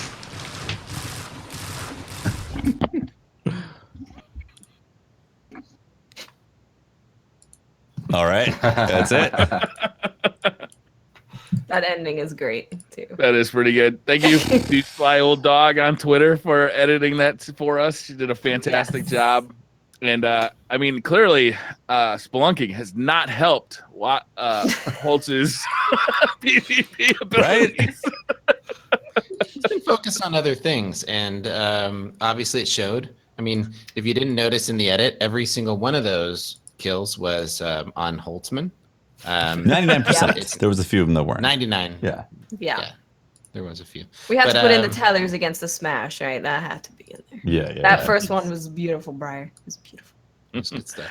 The other name for that has been suggested, the Wattstage. Yes. 99% of it is Watts killing Holtz. Like, did he steal your dog or what happened? Watts? Yeah, you unleashed some anger on him. I just always found Patrick. Maybe it's because we play basically the same way. So we always end up splitting off. And then it's like, oh, there's Patrick. He's by himself again. So I think that might have been why I found Patrick a lot. Yeah, that was a lot of fun. Movie of And the week. yes, so we are going to be submitting it for movie of the week next week. You know, we're going to link it out, so definitely upvote that so we can get a chance to get Sly Old Dog her first movie of the week. That There we would be go. amazing. Yeah. Be awesome. Do they have like a movie of the year too? Take the best out of the year, They should. They should. They should. and then they should send them a trophy Yeah. That would be or a amazing. plaque or Or something. an in-game, Yeah. like, you know, Like, something. like a class item or something. An See, IRL there's so many emblem. things you can do with Ooh, Destiny. how about the Iron There's Banner so many emote? things. Briar. Just There you Iron go. Banner emote. It wasn't the Iron Banner emote, okay? Something else. It wasn't. It was the Iron Lord emote, which Yes. has nothing to do with Iron Right. Banner. Pope Bear. Yo, every time I saw Sorry. that argument on Twitter last week, I just ignored the person or blocked them. It was a bad look, for sure. Return of the rallies, faction rallies is coming back. Yay. Woo. No, this is big. This is good good. change. This is a big deal. This This is is a big huge. deal. This They're is changing huge. it a lot. Yeah. They're changing it. It's going to be awesome. I was very surprised So- to see this. Yeah, so they're making some huge changes to it. Pledging to a faction rally should be a meaningful choice, they say. Players may now only pledge to one faction per account during a faction rallies event. So now, when you Mhm. pledge, it actually has some weight to it because you can no Yes. longer pledge to each of the factions on each of your characters, right? Like you Right. can't do your Titan on New Monarchy. You can't do, you know what I mean? Now, when you pledge, it's account wide for that one. Well, clearly it should be Future War Cult so that we can all earn the Sunshot Catalyst. Yeah, because I heard that the Graviton Lance catalyst is going to be bugged. Yes, I heard that Oh, as yeah. well. yes. Yeah. You guys First are faction rally. lying What? out your butts Oh. right now. Graviton Oh, Lance you dare missed you. it. not. How dare you. No, I heard you. I want the Graviton Lance. I remember. Reputation progress is retained through multiple events, and it will not be reset during the season, even if a player changes allegiance. So you can change allegiances at any time, and it does not reset your progress. So if you get to a certain point, supposedly or theoretically, with a faction, you could then change factions, start grinding another faction. I don't know if that's how I read it, but How'd you read it? Yeah. is that what you guys read? So That's what I read. every time they have a rally, you pledge to that faction's count bound. Oh, I thought it. Right. Yeah. And then next rally, your progress won't Next get reset. rally. Yeah, your I progress think won't the get way Brian reset. was explaining it was mid rally. Yeah, that's how I was explaining it. Yeah. You can't change it Is there mid rally. anything No. in here? You can't change it mid rally? I hope you can't. That'd be better. I don't think you can. I'm pretty I sure. don't think you can. It's All right, I well- think it's dedicated per rally. Good. Yeah, I think so. But Uh, they So each that's going to be faction- 3. Yep. Each faction will offer unique rewards such as exotic armor ornaments and masterwork catalysts for exotics like the Sunshot, which everybody really wants and can't wait for, and is available through Future War Cult. Thank God. we're planning to host 3 faction rally events over the course of season 3. Dead Orbit will offer some stuff that nobody really cares about, True. along with New Monarchy, but Future War Cult will offer the Knucklehead Radar Ornament and the Sunshot Catalyst. Win. Very impressive. Win. Yeah. FWC, you may know them for never having won a faction rally in the past, but I do believe that this is their time. No, I don't. It's going to be Dead Orbit. It's going to be Dead Orbit. Let's be honest. Dead Orbit's gonna murder It's gonna be everybody. Are Dead you kidding me? Orbit. Is it public knowledge yet as to what the catalyst is? It like rank 50 or something? I don't know. Anybody know yet? I feel like it's been data mined. I just don't know. I heard it's going to be a high rank in the Say faction. rank 30 for legendary Yeah, 30, I think. weapons. Yeah, It's probably I read 50. it. I read it somewhere too, but I can't say. Probably it. I 50. think it's probably 50. so let's. Which means that if you want all 3 catalysts, you have to get to rank 50 in 1 week That's a lot of lost sectors, yo. on That's 1,000 tokens, isn't it? It's 20 times 5 or 50. Yeah, 20 times 50. That's yeah. So yeah, Yeah, it's Wow. 1,000 tokens. I really hope they drop randomly, and I can just count on my RNG to get it for me. So they're making some changes to this stuff though that makes me very excited, and hopefully those Yeah. tokens aren't going to be as difficult to get with these changes. Yes, these it Go is. for a You bar. are going to be able to boost your progression. Go for a bar. Yeah. So they're adding a renown system. After pledging to its faction, players may earn renown by completing a public event or patrol, or by defeating high-value targets on destinations. Players who loot a lost sector with renown active will receive significantly more faction tokens than usual. The more stacks of renown they have, the more faction tokens they earn. Renown is lost when players are defeated by enemies, so be careful when you're attempting to loot a lost sector with high renown. Renown increases the level of challenge in gameplay. I like Health this. regeneration is vastly reduced, all stack levels. Enemy kills have a chance to drop health orbs, all stack levels. Player damage decreases, scales with stack up to 5. And incoming damage increases, scales with stack up to 5. I like it. Very Lost interesting. sectors are going to be difficult because Well, what yeah, you're going love to want to is do, gonna hurt. what you're going to want to do is run a bunch of other things to get your stack high. It looks like the stack limit is 5, and then do your lost sector. But when you go into that lost sector, it's going to be pretty tough, Hopefully you don't die. You're gonna have to You're get your not- you're sweaty not gonna team wanna die. together Right. to do some lost sectors. right? Are we going to be like doing the Lost escalation sector. protocol thing, trying to get 9 people? nine lost sectors. All right, everybody, let's go do the lost sector now. Right. Do you guys remember Seriously, 'cause- you remember the bounty in D1 where you had to get 10,000 XP without dying to complete it? Yeah. I would get so Yeah. salty if I like just, fell off the edge or got physics or something. Yeah. And then I was like 9,000 XP through that. And I'd be like, I got to restart. Unbelievable. This is It became very important if you were in my fire team to not mention if you were getting close to that bounty because I was definitely coming at you with a sparrow. Also, when you have renown active, you'll have like a little aura kind of behind your head Yes. to show which faction you've pledged to, which is kind of Yeah. cool looking. Actually, It's cool. That's It is awesome. cool. It's a nice touch. I mean, you're definitely going to be in a position where if you're going for, Future War Cult or Dead Orbit and you see, an enemy faction person in trouble, you may not help them. I most certainly will not. You may watch them, you may sit up on a rock and just laugh in their general direction as they try to do this public event. Put on the old popcorn emote. Yeah, hit him with your best emote. there you Yeah. go. The days of jumping into any public event and helping out your fellow guardian during the faction rallies is over. Yeah, if I see Dead Orbit. I like these changes, guys. Yeah, I think it's great. It's funny. We Yeah. were talking about this, and I honestly didn't think that they would do account bound for your pledge. I really didn't. I didn't think they would either. Yeah. You didn't think they would do it? No, I didn't. No. I didn't think they would go through with it, and here it is. Boom, account bound. So one thing about the renown system is that I really hope that the rewards for getting high level stacks Yes. is a lot of tokens, Yes. because obviously we're going to want a lot of tokens to be able to get that catalyst. Yeah. Because if it turns out that it's faster just to do public events and high value targets and so on and so forth. And instead of doing those lost sectors, that's going to be a bummer. Mhm. Or is to gonna just be a bummer. grind lost sectors and skip the rest of the stuff. Exactly. Yeah. Yeah. Yeah. I hope the payoff is big to have 5 stacks and then do it without dying. Yeah, I hope so too. And I hope it's difficult enough that you really do actually want to get a fire team together to do it. Because doing this kind of stuff is way more fun with a fire team than trying to just grind it solo. And you know, when the challenge goes up and you actually have to communicate with your team in PvE, like there's a lot of fun to be had there. Mhm. You know, like Escalation Protocol right now, where you know the challenge is high, so you actually have to work together. You're planning supers out. You're planning strategy. You know, that would be fun if Lost Sectors got that type of challenge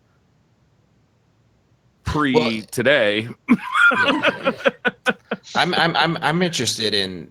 I thought they could have extended this out to, you know, raids, and just have you be able to do something like not dying during a Not raid, dying or a raid, having wow. a flawless. Or not dying in Crucible. You know, going. Yeah, could you know, be- and it's a ridiculous amount of tokens. It's a huge amount. Have like maybe they're in there. Maybe we don't know. Maybe we're gonna find out. Maybe they haven't announced it. But Could you have that dead orbit thing on your back in the Crucible? So I'd be like, you're going to die.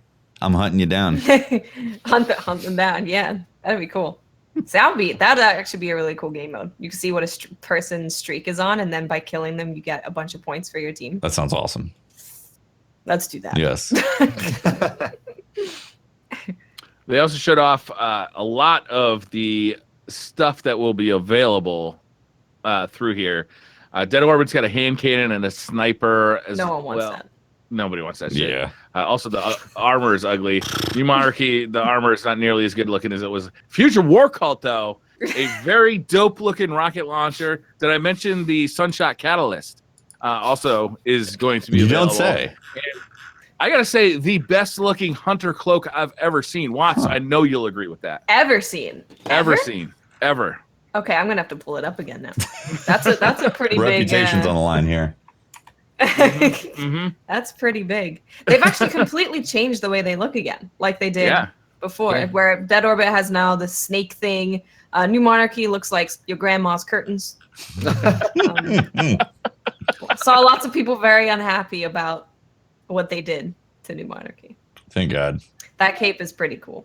I think The armor Monarchy. was pretty cool, actually. I like it. I don't know. I'm definitely thinking Dead Orbit is. A pile of trash. Yes. Yeah, I guess so, man. They're not nearly as emo looking as they were last time. I might pledge Dead Orbit, guys. I'm sorry. Poke I know you you dead to guys me. were.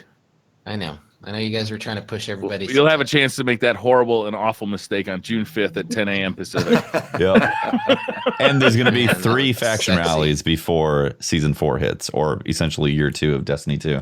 So you will have 3 attempts to get these catalysts. Oh, that Yep. Titan armor looks dope. Yeah, and honestly, we don't know how difficult it's going to be to get those tokens because they're essentially reshaping the whole experience. Yeah. It'll be interesting to find out Uh-huh. for sure. I really like these changes though. Is it suddenly adds some replayability to Lost Sectors. It adds some actual gravitas to selecting your faction, Mhm. you know, as opposed to just having it run one on each character.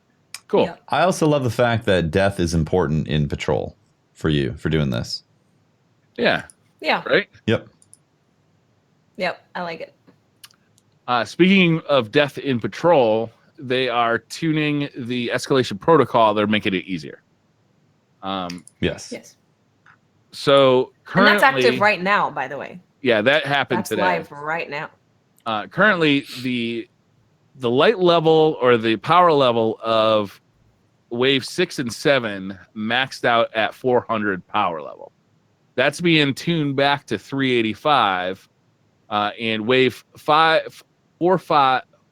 and 5 are getting tuned to 380 as opposed to 385.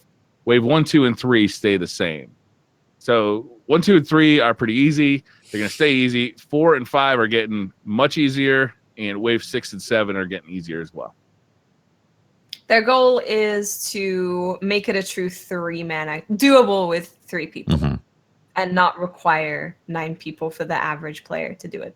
So they were saying that they looked at their data and people aren't doing escalation protocol, which I mean makes sense. It's harder to get people together for that than a raid, right? So makes sense. It literally is, yeah. It literally is harder. I get it.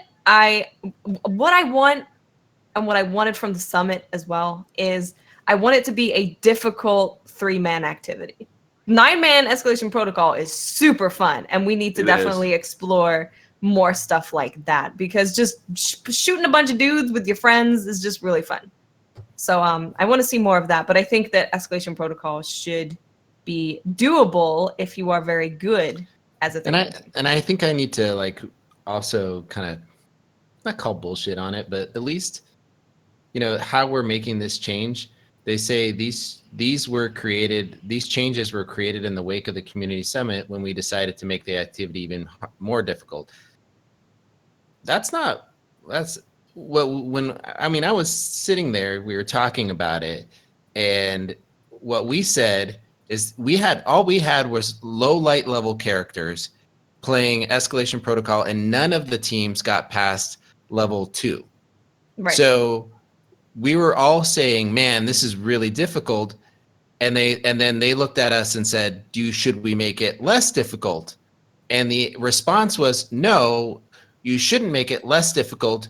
If a 3-man team can complete it like this under your current system, then keep it, right? And so it should be difficult is what we said. And so, I don't like that was thrown in there as like a, you know, because I hear people say that shit on Twitter right now at like people that were at the summit that like, oh, you guys, escalation protocol is difficult because that's, you guys said it, you need to make it difficult. It's your fault. Oh, No. Pope, those are the people you're supposed to mute. Oh. But so sorry, we with should have told you that, like the camera thing. We're supposed to tell you about that too. Yeah. with Yeah, the you ignore those protocol, with escalation protocol, we said that if we are all max light with our sweatiest PvE friends fully optimized, we still want it to be difficult in that situation. No one went in there and was like, we want to have 9 people who not be able to do it. No one said that. Okay, but now that I've done it with we 9 wanted people, it to be end game. I would rather have them keep it hard and make it a 6-man activity. I mean, that would be super cool. Like if I had the choice of them making it easier and reachable for 3-man, or just allowing 6 people to load in patrol, I would have much rather. That's the comment that we had, Briar. Like, is there any way that was the way the conversation started? Was like, is there any but way I wasn't there, make... and I'm talking about now, and I'm talking about the changes they did make, and I don't like it. I don't like that they made the escalation protocol easier. And I know that a lot of people are going to disagree with me for saying that, but I like having hard endgame activities on the PvE side of Destiny. And I'm okay with being at 371 light and getting my ass kicked and having some aspirational reason for me to keep grinding light level. Sure. You know, after I've completed the raid. And I'm not real happy about them making this easier, because I was in there today with a 9-man group having a blast with 9 people. And yeah, we had to, mess with the matchmaking of Destiny 2 to make it happen, but it was so worthwhile because it was so much fun having to coordinate which supers to use and when, figuring out, a team and the makeup of a team with how many hunters do we have? How many warlocks do we have? How many titans do we have? This was an end game activity. It still probably will be, but at 385, it's going to be significantly easier than it was at 400. And I got to say, I'm not happy about it. Well, they designed it as a 3-man, Briar, and it's like sometimes you got to roll with the punches. Very few 3-man activity people can complete that. So what I'm saying is, instead of keeping it a 3-man, realize that you made an awesome mistake and make it a 6-man activity. And that's exactly they couldn't do that. Yeah, they said on Twitter, or on Reddit, they specifically put out there that it's not possible for them to change it to 6-man. That's too bad. It was not possible for them to have 6 people load into the space. Why is that? They were able to do it on patrol in Destiny 1. That's because it was going into a raid activity. So make it a raid activity. and release that content earlier. Let's have the fall DLC in July, please. I'm snapping, look, we're making changes. What I'm saying is that this is an awesome thing, and it was an end game activity that they are now nerfing, and that's very disappointing. I completely agree, but telling them that they have to change their game modes to 6-man when the engineering just isn't there yet,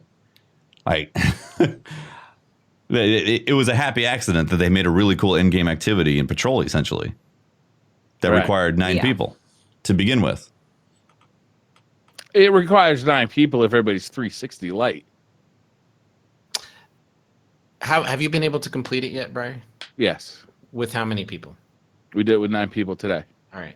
So they're the people that are completing it as designed are max light level, barely able to complete it, right? Right. So that's a misstep and their part, and this is a correction on that misstep. So that's one way of looking at it. I see the misstep being they made it a 3-man activity. They should have made it a 6-man activity.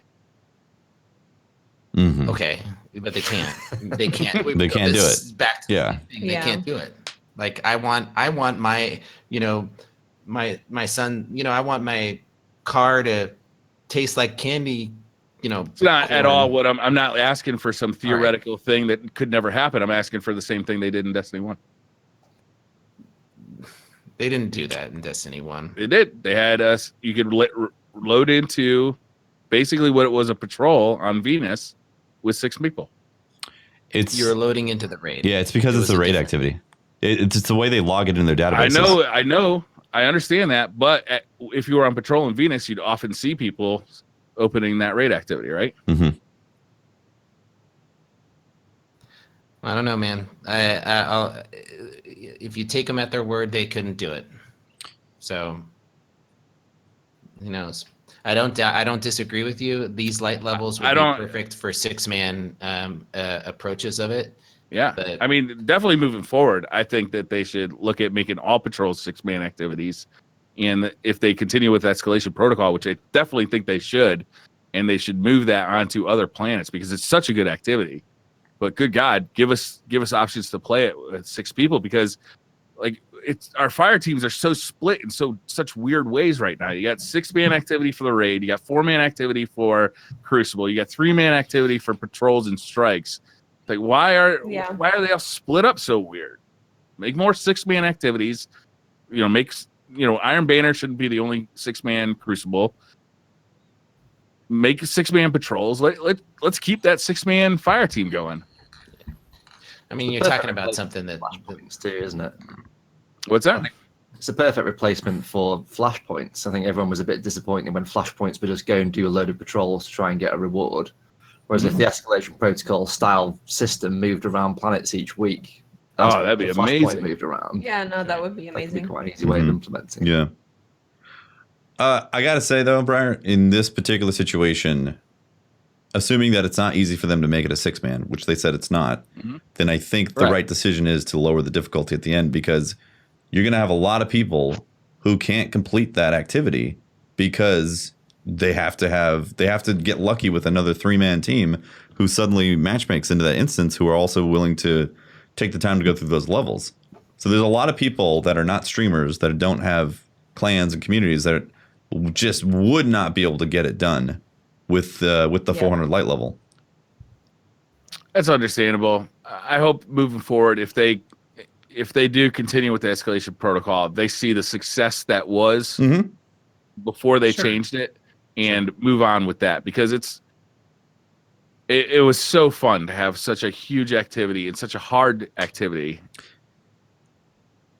there, a true end game activity in a world where the nightfall is 270 light. It's a compliment to the raid. To have a real end game activity. I think it's as much fun as the raid is. I really do. It's really a good time. Fun. I think if anything, I hope Bungie takes from this that people really like having large groups of people running around shooting a bunch of aliens and just having a blast shooting a bunch of aliens. So I hope they're able to create future content that allows us to do more of that.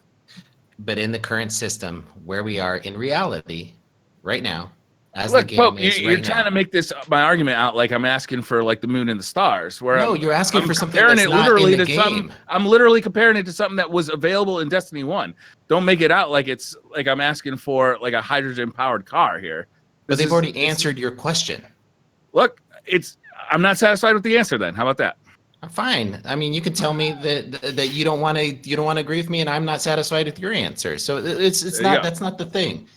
I'm saying that based on the way people are playing the game right now, people are not able to access that content, and they should be. A 3-man team should be able to go in at max light and be able to access that content, and they're getting their asses handed to them, and that's not then that's a misstep. And My they need to complaint correct is they fixed this in the wrong way. They accidentally designed something amazing and they fixed it in the wrong way. I mean, my question is, why isn't the game scalable? Didn't they rebuild Destiny 2? Wasn't part of the engine rebuilt or something so that it could be more scalable? You know, so they can implement, changes like make something 3-man to 6-man, do sandbox changes quicker. Apparently not, by the looks of it. Yeah, I mean, you look at Fortnite, they're able to throw Yeah. something in, make changes in a matter of days. Obviously, it's a completely different game. Yeah, as you're far as touching so much the fewer. code. Of course, the code is completely different, but Yeah. I thought the point of Destiny 2 was to make the code more scalable. Right. And now it doesn't seem that way at all. Yeah, it doesn't feel that way. It seems like it felt like we were moving away from D1 into D2, and we were going to be a much more agile project that they could make changes quicker and all that. And it doesn't feel that way. Yeah. It does recently though. Like they've definitely been more agile in the last 4 months. But I feel like that 5 work months. happened in those 4 months. After. Yeah. Like that was the result of them going, oh boy, we messed Yeah, up. yeah, And now it's yeah, December. totally. They're like, we got to do some stuff. Well, I guess it's only going to be ready by March. September. Yeah. It's quite a big philosophical change, isn't it? Because instead of delivering a whole package that they've been used to doing, they're making changes and delivering them as they go, as opposed to kind of waiting until September. I think if they had the same philosophy last year, we'll probably end up waiting until September for exotic catalysts. But Yep, I agree. because they've changed their way of delivering it. Yeah. Hello, cats. Is there anything else in the TWAB we want to talk about? There's the issue 2 of the Warmind comic coming out. They have a list of known issues, but not. Man, Tuesday's Times will got be me fixed. hyped. Tuesday's gonna be awesome. We've Yeah, got Tuesday's the dope, reveal. right? We've got faction rallies to play. Yeah. It's gonna be a good day. You just have to wake up early for the reveal, Defty. Oh, good. It's at Ugh. When is the reveal? 9 a.m. 9 9. a.m. Oh my god. That's like, So you remember when they used to do it at a 10 or at 11? it's like 4 Those are hours the of days. sleep for me, man. I can't do it. You guys want to do some Twitter questions? I think so. Nah, we're good. Bug it. Indeed. Before we get into Twitter questions, we'd like to thank our sponsor, On Air PC. Thank you to On Air PC for sponsoring this podcast. On Air PC, if you are looking to build a new streaming computer or a new gaming computer, On Air PCs can help you out with that. As I look up their phone number.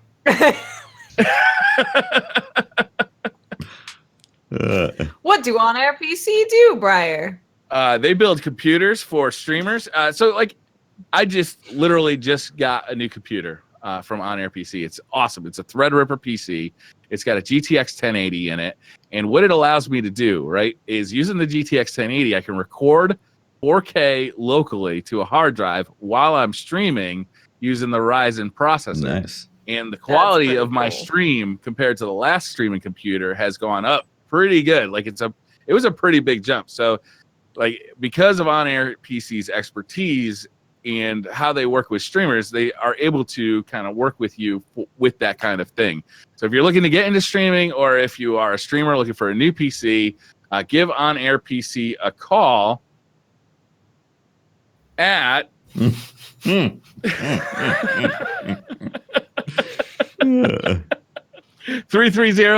330-850-1525. Thank you to On Air PC for this. All right, Twitter questions. Yep. Yeah. Rezo Yam says, question Matt. Oh, He's got God. 2 questions, one for each of you. How on earth do you go from a degree in marine biology to working in medical and then gaming? So Joe's a good friend of ours. He's been very supportive over the last 2 years, but it's kind of that destiny made the big change in career. So I worked in medical marketing for a long time, started working on the Destiny events outside of it and kind of regained my passion for gaming. And as I was doing that, I was working alongside these gaming arenas. So it's kind of that journey is just an incredible story to kind of tell that if a game like Destiny can create that kind of change in your life. So I'm now working for an organization which is like purely grassroots esports. I remember waking up one day and being frustrated with my medical job and going onto a job site and going, okay, I'll take any job in the gaming industry to kind of make that big change. And then this thing was literally just sat there in the screen, kind of waiting for me, this head of marketing and esports. And I was like, you could not have predicted this or planned for this. So it's been incredible. And it's like people like Joe, who asked the question, actually supporting over that time and being a big part of our community that have really made it possible. So yeah, it's the people as much as anything else. So It's awesome. Okay. Follow-up question for Eric. How many tank tops and caps do you own? Oh my god! Literally or literally? Probably about at least 50 hats, I would say.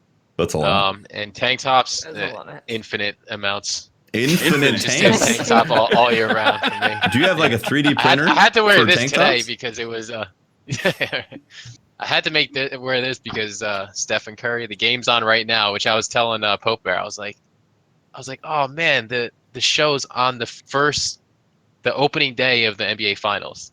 Like, I mean, yeah, it's different demographics, so maybe a lot of people don't care about it. But I'm like, oh, like that. I could roll down my window right Ironic. here, Farkon, and you could probably hear the cheers from people at the stadium. Really? That's crazy. You're right next to it. Nathan Butcher says, what are some things that go into planning and creating a tourney or event that we would never think about? Behind the scenes stuff, complications, intricacies, etc. The biggest thing is fighting with people behind the scenes. I mean, there is just constant complaint. Like, it's not easy. A lot of people will blame me or Anubis for doing certain things in the scene. They think we're the ones that make the rules and it's our way or the highway, you know. That's not the case at all. Like, I don't make the rules myself. I've always said this. The rules are made mostly by the input of top players, people that actually play the game. And then, you know, also that in a combination of, you know, will people actually watch it? You know, I've always said that we make our rules that would allow for, we want Destiny to still stay what Bungie intended Destiny to be. But our focus is on the competitive community. So whatever is going to maximize growth for the competitive community while still keeping it Destiny, right? So that's the biggest thing, is struggling with people, fighting with people behind the scenes. A lot of people don't understand how much actually goes into it from that aspect. So it's not easy. Nico Hertz says, what kind of weapon restrictions? We already talked about this, so I'm going to skip it. Chris Linan says, with the bamboozlement of Crucible Labs being only modes. Strong word. Bamboozled. Love it. Flim flams. Winked. Should Bungie address the way they communicate with the community? It is more open for sure, but too many times wording has led to misconceptions. I'm looking at you, Infinite Forest. Yeah, I think when they're putting something out there that's vague, like just Crucible Labs, and it's something new that we haven't seen before, it might be good to just, in the TWAB, after you release a roadmap that's got something like Crucible Labs in it, that you're like, hey guys, just to set expectations of what we're trying to do with Crucible Labs, it's going to be game modes, not sandbox, and then you could avoid a lot of the bamboozled feeling of people. Looking at you, weapon slots and weapon randomization. Might want to talk about that one early. Streams are going to tell us about it. Honestly, well, internal. Sorry, after you. I was just gonna say, Watts nailed it right there. Like, setting up. So if they internally have a goal for what it's gonna do, then just make a public version of that internal goal for it with an addendum to the name of it. And then it will set a bunch of expectations correctly for the community, as opposed to just putting out Crucible Labs or, like you said, Infinite Forest. Like, Yeah. The Weapon Forge in Mercury. yeah. Oh, the weapon for It's so many of these things that the community would not just run with a wildfire if they knew expectations were set with just a small paragraph that said, just so you know, we're planning on doing modes here and not actual sandbox changes to try them out. And be like, oh, okay. Yeah. It's the thing. If they stayed in touch with the community, they would know these things easily. Mhm. Why is there such a big disconnect between what the community thinks and what the developers are thinking? Mm-hmm. I don't understand. I mean, there's like 4 community managers. Where is that? I mean, they're out What's there missing there? answering questions. Yeah. Like they really are. Somehow it's not I getting can't remember back. the whole Twitter name, but if you look up Ramshackle on Twitter, she basically every morning puts together everything a Bungie employee has said publicly for the last 24 hours, and it is a pretty extensive list. They're on the Bungie forums, they're on Reddit, they're on Twitter, and they're answering questions. They are communicating. And they might have said something about this, but like if a question is asked about Crucible Labs, and somewhere like in a Reddit they say it's only going to be modes, but not everybody's going to see that, right? So it's like something that big has to be, I think, in the TWAB. They need to make sure it's in the TWAB, because you can't just have a Twitter response for those things and expect the community to immediately know it. But I mean, they are communicating a lot. There's probably an issue within the company as well. Like, it's such a big studio now that there's probably issues communicating between the different teams as well, and how that gets to the community managers and then gets to us. Like, it no doubt gets diluted. Mm-hmm. Yeah, I can imagine that conversation in the office between like the Iron Banner team and the Raid team about the emotes. Like, they woke up on the Tuesday after the update came out, like, okay, did you drop that emote into Iron Banner? I'm like, no. Like, I thought we were putting them in Eververse, and this like whole shitstorm going down in the office because like, that communication. But yeah, I mean, imagine there's 1,000 people. Try getting 100 people on the same page within like. Try getting 4. Yeah. You can imagine at the studio and 2 studios, because Vicarious Visions is working too. To get everybody on the same page with that stuff has got to be a task that oftentimes doesn't go accomplished. Dayman says, what are some silly game modes you'd like to see through Crucible Labs? I think we explained football, like throwing the raid ball around. We all want that. That'd be good. It would be super fun. I want a mode. If we want to do Slayer, we want to keep going down this road. How about we have a mode where when you get a kill, you get, say, about 10 points. But then every time you are close to your teammates, there'll be a circle around everyone. You start gradually losing points. So you have to split up. That's amazing. To get It's the anti-team shot game mode. The whoa, you can't fix it with the sandbox, just make a mode. Yeah, whoa, stop cupping my cheek mode. Love it. I love it. That'd be the new game mode I want to play. Don't cup my cheeks. I want to see Battle Royale Destiny. That's what I want to see. That's the mode they need to test. You know, it'd be a fun crazy mode is if they had low gravity, over exaggerated physics with no death by physics.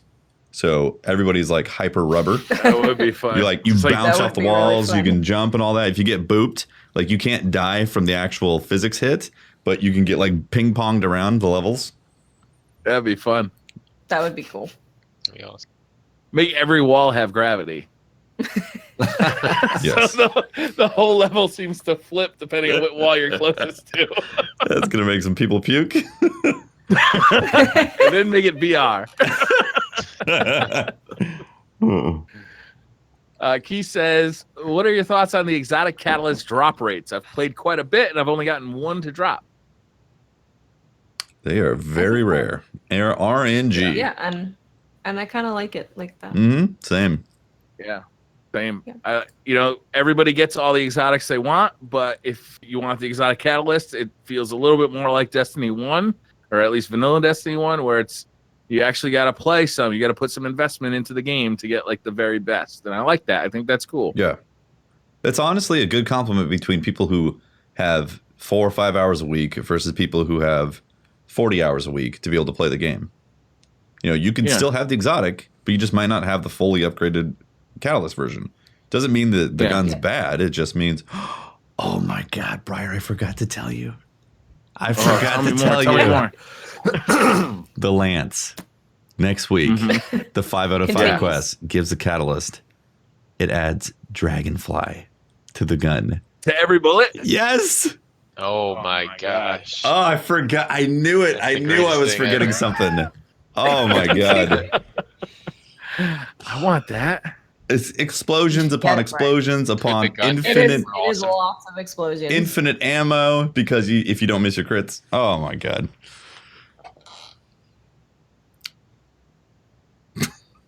Topher says, do you think we'll ever see competitive Destiny /PvP that is enjoyable to play and to watch? Or do you think Bungie and the majority of competitive community has lost all interest in doing so? I think it comes down to the fun factor. At least that's what I call it. Fortnite they are the kings at the fun factor. There needs to be quirky things in the game that make it enjoyable to watch. The playing, it's more about the spectators, to be honest. If you have people that are willing to watch it, people will play it. Even if they don't even enjoy it a ton, they're still going to play it if 100,000 people are watching them on average, you know what I mean? But it seems to come down to that fun factor. There needs to be exciting, random, quirky things in the game. Skybud says, if you're trying to create a level playing field and make sure all players have equal opportunity, then wouldn't that warrant the ban of controllers? Also, this prevents players from using Sims. So I'm just confused. Is it really a thing on PC that PC players don't want players to use controllers? Yeah, it's a kind of split opinion at the moment. Yeah. Well, you brought up the biggest point about, or whoever did this question, is if you could use a Zim. So essentially, you're playing keyboard and mouse, but with controller settings, with controller aim assist. Yeah, and that gives you an advantage. I mean, you get mouse and keyboard, but with aim assist. So that I think is the biggest worry. But like Watt said earlier, the biggest is it going to actually be a problem, and we don't know yet. If it stands above everything else and it's an issue, then of course we'll ban it. If we don't want to ban stuff just to ban it. Because that's not a good look for the scene. The devs don't like it, so. And Pope made a good point earlier. Like, how do you enforce some of these rules? And you can't go around to these guys' houses and see if they're using a controller. There's no, especially with the resources we have. There's just no way we could even monitor that. So there's a certain practicality. Well, just have the guy that you get to watch him pee in a cup stick around for the match. You can regulate it. I mean, people get caught once and then they're removed. I mean, just like you can't regulate if somebody's playing on someone else's account. Well, you could say you can't regulate it, but there are ways of finding out. And I found out after the fact a lot. But then, you put them on the blacklist. Mm-hmm. Yep. The truth always comes out. Eric Ellett says, what's your favorite raid encounter for any raid? What's your favorite? Ooh. Favorite raid encounter. Do you guys remember when we did Bubble Tether Murder? That was good times. Okay, so I hated that raid encounter. It was my least favorite raid encounter because you always had that one guy that thought it was hilarious to keep fucking it up and get seen by the... Patrick? Yeah, Patrick. And get seen by the Patrick. That one time, because there was like that special quest to kill every one of those things, and that one time we did Bubble Tether Murder, I think I had as much fun in that raid encounter that we did together than I've ever had in any raid. It was just hilarious. It was really fun. That was really, really fun. The one that sticks out in my mind is Golgoroth, but probably not for the right reasons. When you used to get the unstable light. Yeah. And it used to give you that little glow around the outside of your screen. That was horrendous at picking up when that happened, especially when you put down your sniper scope. So I'd literally equip a rocket just in case I was the person that fucked it up, so I could blow myself up and then just don't know who it was. It probably happened 6 times until I finally got. That's awesome. That's So funny. you committed suicide just to pretend that you got blown up by Yeah, everybody. yeah. Just take yourself out at the same time. If you're like the last guy Oh, that's standing, you get brilliant. called out. That is truly devious. I love it. That is great. Uh, I think I'm gonna go Wrath of the Machine when you're fighting the actual machine on the bridge. Just because that was such a cool moment when you finish it and you jump down and you see all of that stuff. I just thought that visually that was really awesome. mhm. I really visually enjoyed that. My PlayStation didn't think it was awesome. Had a conniption. I like the challenges of going through and doing Crota and going through the lantern phase. That encounter. That was really fun. Yeah. Just The but not lanterns like, are but not fun. like as a challenging Oh, or yeah. whatever, but like you could go in there and go, okay, melee's only, or we're gonna make it through lanterns but not activate any of the lanterns, you know, and That just was slow fun. crawl your way through with titans and bubbles and just. Or okay, when I had to carry you to the end because you all died and I had to solo it. or hunters that just go ahead and, Yep. and selfishly go invis and activate every lamp Oh, for right. everybody else. Yes. Those guys. No, that's You remember when that was brand new, Pope, and like the way to victory was to literally try and keep Sunny. everybody alive Yeah, and go yeah. from lantern. Like it was like Yeah. legitly kind of that was fun. That's So- it. It's the Abyss is really cool. It I is. love that's a stuff cool like place. that. Just like the strike where you're in the dark. Like I really enjoy those kind of things in Destiny. They're fun. Yeah. I like them. I think if I go through all the experiences, I think if I want to like hang out in one of those experiences, Argos, that whole arena and the actual boss fight itself, I think is just really fun. I dig it a lot. That is I fun. think it's one of the best encounters that they've ever made. It's kind of accessy, but it utilizes the entire arena, and it can point in any direction for where the actual fight's going to take or where you can do damage. I just really like it. And you get to look, you're inside the Leviathan, and you get to see like the core, like the sun thing. I really like it. It's Yeah, fun. You're so mobile and you're like Mhm. you're constantly moving and doing No one really has a job necessarily in it too. It's like everyone just go grab a thing, put it in the cooker, shoot at stuff. Yeah. Like it's Yeah. not really regimental, which is really cool. Yeah, and the damage phase is fun too. It's like how much damage can you unload in this amount of time on that giant crit? Can we get a gun that does the shooting web thing at someone and lifts them into the air? Yes. That's I awesome. want that. Let's It's have in that. the game. What if we made the colony do that instead of that stupid spider Instead of the crap? Yeah. spiders, just have it. What if that was the third attunement of the Night Stalker? I still, Just send people away. You I still net think 'em. that John totally screwed up the colony by changing Yeah. it to spiders. It I literally agree. should have stayed bunnies. Yes, It should have agreed. stayed. That'd have been great. Agreed. I mean, totally Or the not in the catalyst lore. for Jade Rabbit should have utilized those bunnies. Yes. Mhm. Absolutely.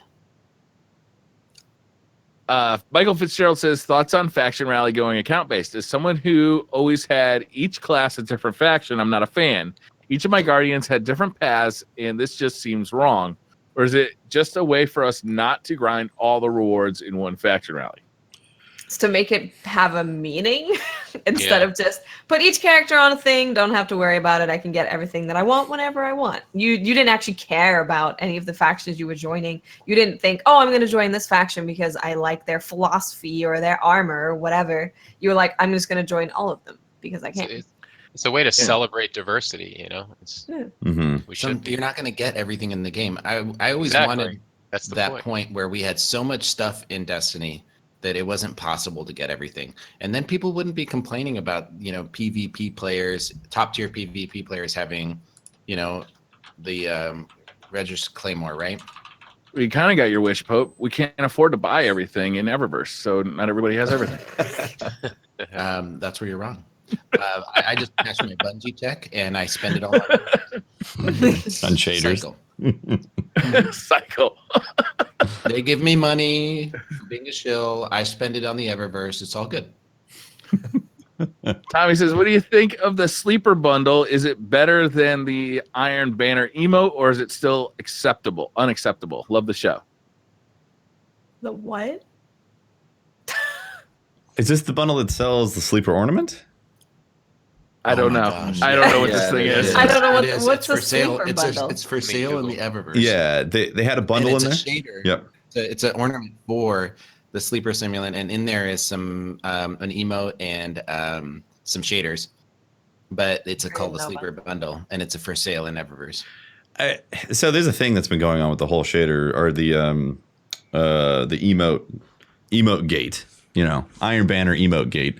And I like it's that it. people I like saying it. that, well, other things in the game have already done this, so what's the big deal? And the big deal is that you got to draw a line at some point and say, hey, quit putting the content that could have been in the game into Eververse and make Eververse its own wacky place. And that's us saying, hey, stop it. Yeah. MTash made the perfect video about this. It's more about the state that the community is in. If the community was in a happy state, then do stuff like that. But don't do stuff that's going to add fuel to the fire. Exactly. You know what I mean? Mhm. It's just not the right Exactly. time and place to do it. Yep. But I think a lot of the outrage about Iron Banner specifically was that they released it during Iron Banner, and it was like an Iron Banner emote. Why not have it be earnable? Mhm. But it was an Iron Lord, Watts. Fuck you. It was Iron Lord's got nothing to do with Iron Banner. So Iron literally, Lord's what are we nothing. saying? How do you I mute mean, somebody on Skype? What do they say? Technically. What is something that the community would see as acceptable to sell? Hot dog eating contest emote. Exactly. Mhm. Things that literally don't make sense in that universe. So, in your Things opinion, that you could, yeah. go ahead. No, I was going to say things that you could still obtain yourself by grinding ridiculous amount of hours. You could still obtain it, but if you pay for it, you can get it early. And you don't have to do the grind. So Yeah, is that's what I would that's the loophole too. Yep. Is the sleeper bundle? Is that putting that Yeah, ornament actually, in there? yeah, I guess that is part of the reason. Yeah, the sleeper bundle, you could still earn that sleeper ornament by your regular 3 engrams that you get each week when you're well rested. Can you? Yeah, Can you? pretty sure. Okay. Yeah, pretty sure that's in the loophole. It's the Iron Lord emote specifically is only available if you pay the money for that bundle, or was, because it's gone now. I'm gonna resist microtransactions in Destiny. I've resisted them since the day they showed up, and I'm gonna resist them every time they're mentioned till they're gone or we don't play Destiny anymore. I just don't feel like microtransactions have a place in this game. Like it's too much of a dichotomy for a looter shooter to also be selling loot. Especially in Destiny 2 when you feel like the loot pool is so shallow. I'm sorry, it's just there's no. Find another way then to pay for the production of it. I right? 100% agree. They got to find So another way. what are the DLCs cost? $30. I mean, we just named the way, but put some community skins in there or something. Exactly. I mean, it's Yeah, imagine if you could buy like team shaders. So like your favorite DCP shader. Like if Come on. Luminosity's team had like a shader, or DCP had a shader, and those were specifically like a paid for item, that makes sense to me. Yep. I think they could get away with charging for like strikes or something like that, like do a strike pack or something like that, or they could certainly make a ton of money by doing cross save. I think there's other ways. I just don't see loot being in the way. I think it's the silly things. Like Watt said, hot dog eating Yeah, I'd be emote. fine with that.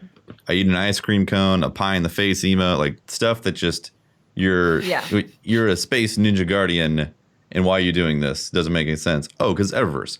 Got it. It makes sense. Yeah, now. see, I would actually be totally fine with spending money on Eververse if it was just those things in Eververse. I would have no problem paying for silly stuff. You pull out your Sparrow. It's literally an ATV. Yeah. Like it makes no sense whatsoever in the Wait a universe. minute. Does it have 4 wheels or 3 wheels? Multiple varieties. Different models. I want the 3-wheel version. I'm not into the 4-wheel ATVs. Dune buggy. It's a dune buggy. Can I get a Guardian to stand on the back of it and be able to shoot rockets off of it? Whoa, that's a feature. Now we're talking. Oh, you're talking about Halo. Or like my ship, if it was, I said this before, it was a space bus. When Gigs was on, like a space taco, I would absolutely spend $10 on a space taco as my ship. So the problem, even if they do the silly stuff, right? Which I kind of agree with, like if they, but the line, like where do you draw the line? Like how close do they get? Like, you know, the arguably the raid emote is pretty fucking silly. It's Callus. It definitely relates to Callus, so therefore it should be in the game. Okay. Yep. The Iron Lord emote, the Iron Lord emote is a axe that you literally had in Rise of Iron that you'd pick up and you'd hit enemies with. It should have been in the game as a collectible. Yep. Just hire Tefty and have him be like content. I mean, how many DCP guys are they going to hire? Fuck that. They can't have any more of us, damn it. I'm not for hire. Future's in good hands.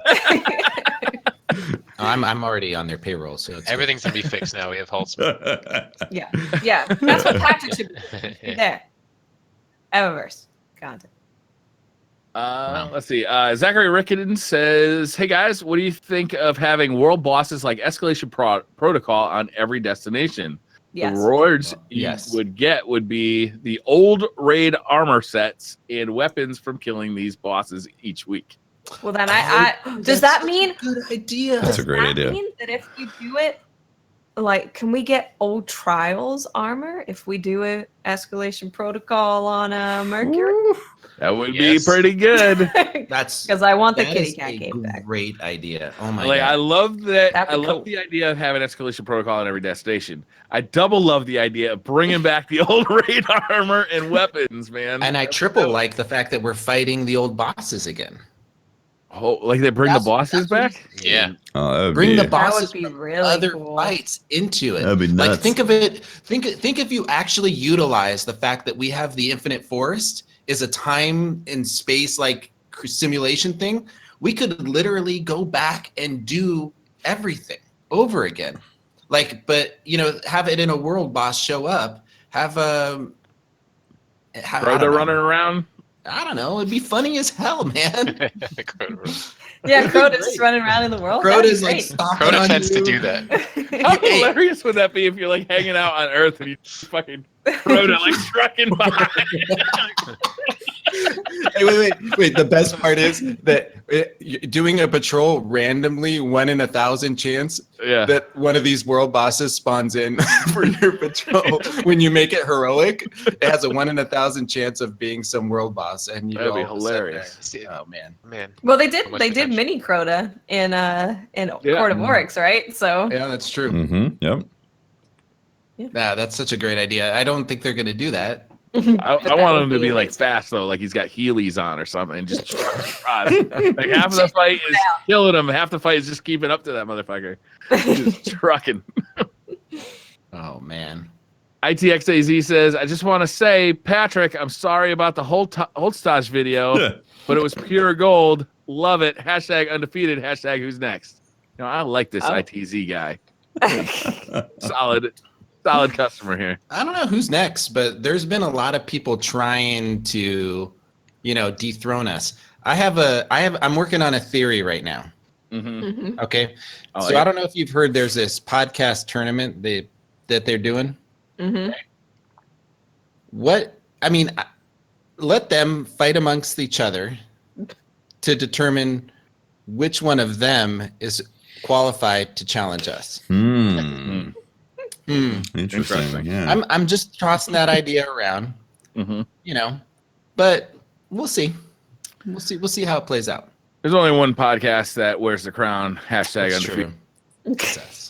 You're watching We've it never right been now. defeated. Damn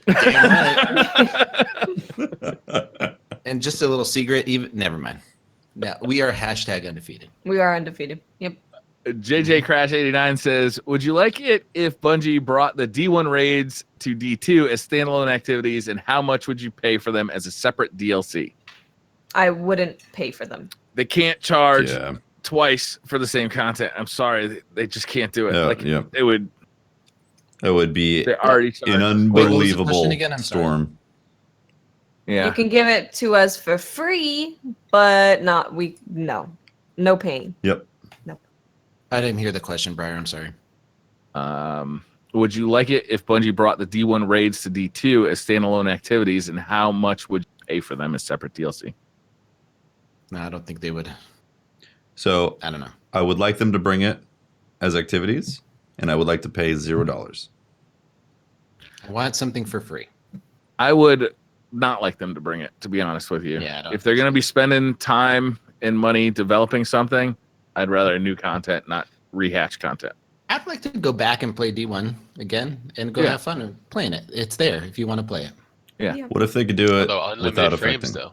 Yeah, unlimited frames. That's what I'm talking about. There you I want to go. see Vault of Glass on PC. It would be beautiful. Oh, that would be pretty. Be nice. Wrath of the Machine would be amazing. You wouldn't have to deal with your frames Yeah, disappearing. that's a beautiful looking raid.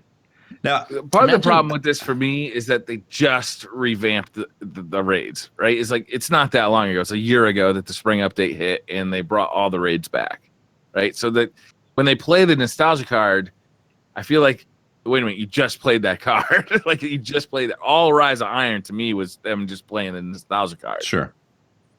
So anytime, like, that's kind of my problem with when they try and play it with the exotics coming back in Destiny 2. It's like we just went through this. We just got all the exotics back.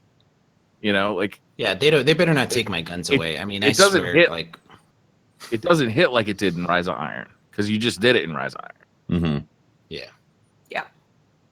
well, it's a neat idea, but I don't think. Angel Alvarado says, I recently got a PC. I'm enjoying Destiny 2 on it. Any tips for improving skill using mouse and keyboard? Love the show. A massive mouse mat. Yeah, that is helpful. I agree. Comfortable desk. That's not even a joke. No, no. Have a mouse pad that covers your entire desk, and have a small keyboard too. Yep. And literally just have your whole arm as the range of motion. Yeah. And it's awesome. Buy a nice mouse too. Like, spend a little extra on a good mouse. Don't worry about the keyboard as much, but do spend a little on the mouse. Is that about right? Except for like 1992. It's got a wheel in the center and two buttons, and then Has it still got a ball on the bottom? Did they come with a Yeah, I was Dell about to say. computer? You're You hurting, just have to hurting my clean the eyeballs. lint out of the bowl. we might be a lot of getting people new try and, ones. just from a mouse and keyboard skill side of things, I think people that come over to PC kind of rely completely on wrist movement as opposed to arm movement and things, and try and manage everything with a very small lever. I think that transition and getting used to using your whole arm almost to be a bit more controlled about your aim and reduce your DPI and sensitivity to a point that you're comfortable with and start to ramp it up is probably the best tip. Yep. Because going from controller and like 5 sensitivity to a mouse is quite a jarring change. Mm-hmm. Like you're Definitely. shooting people's ears off most of the time as you're kind of swinging past people. Yeah, exactly. Yeah, Like, professional players always say to never rest your elbow on anything. You know, if you're playing for a long time and you're just doing PvE or something, chilling. But if you're getting real competitive, you want to have your whole arm available. So Yep. Also, if you're just coming over from controller and haven't been using keyboard and mouse like forever or ever, I don't suggest jumping into the Crucible right away because it's going to be a spank fest. I suggest kill a ton of PvE enemies and just try to focus on getting good with the movement and getting good with the aim and getting headshots. And then once that's comfortable, then play some Crucible. But if you jump right into Crucible, your frustration levels are probably going to get really high, and that's going to put you off from wanting to use keyboard and mouse. So I actually say that Destiny is a pretty perfect game for getting used to keyboard and mouse because you can just go do PvE. You can use the exact same guns that you're going to use in PvP, the same armor, movement, all of that is exactly the same. And you can just get used to remapping your muscle memory. Yep. You know, where your dodge is, where your grenade is, where your jump is, and how to aim. And then you can go into PvP and it translates perfectly. Yep. So it really For is. a me, perfect the game. transition was more about It the is. keyboard than the mouse, to be honest with you, is getting used to, you know, which finger needs to go where to do which action. yeah. As It's opposed important to to know even where with the that mouse goes. is actually relatively, you know, natural, you know? It's The difficult pinky. for me. So I've spent my entire life playing on consoles, And for when I tried to play with you guys, and I've tried to play Fortnite on a computer, and I know I just gotta force myself to just play and just use it, right? But it is such a foreign concept for me to play on a mouse or put my hands out like this to play. It's just so. Well, don't difficult. forget, Pope. You can play on a controller until Farcog bans it. Yeah, I might as well. I don't want to get used to it, and then Farcog bans it, and I can't use it anymore. You know. Right. So, I hear you. Those Yeah. £1 million tournaments that are coming up. I'll tell Yeah. you, Got it to ready. me, it's harder to go back to a controller than like. I can't believe how fast I lost the ability to use a controller effectively. It's So, crazy. yeah. Briar, do you like keyboard and mouse better than a controller in terms of Oh. experience? By far, yeah, by far. Same. Like I love running around the Crucible with a hand cannon, Midnight Coup all the time, and I just love like getting headshots with the Midnight Coup. It just feels so satisfying and fun. Just feels Really so does. odd to me. I like to have the controller in front of me. It's this visceral, like a tactile feeling. Well, I used to hate on on keyboard and mouse so much because I'm like, a keyboard and mouse was invented for office work. It wasn't made for gaming. I mean, was it? Unless I'm missing something. Like a controller was ergonomically made for gaming. So you would just naturally think, or logically think, that it would be better on a controller. But it really comes down to that range of motion. Hmm. Having your entire arm as for your range of motion as opposed to your little thumb. Yeah, It's- the precision is So much better on the keyboard mouse. Like, I'm a Yeah. believer now, and just last year I wasn't a believer. So Yeah. And by the way, Pope, it literally took me probably about 8-9 months to really get it down. Like, I'm not gonna lie to you, a lot of people Yeah. will say, and I'm 31 years old, so it's a little harder when you're older, I think. But Well, then some I'll learn new never get it things. because I'm way older than you.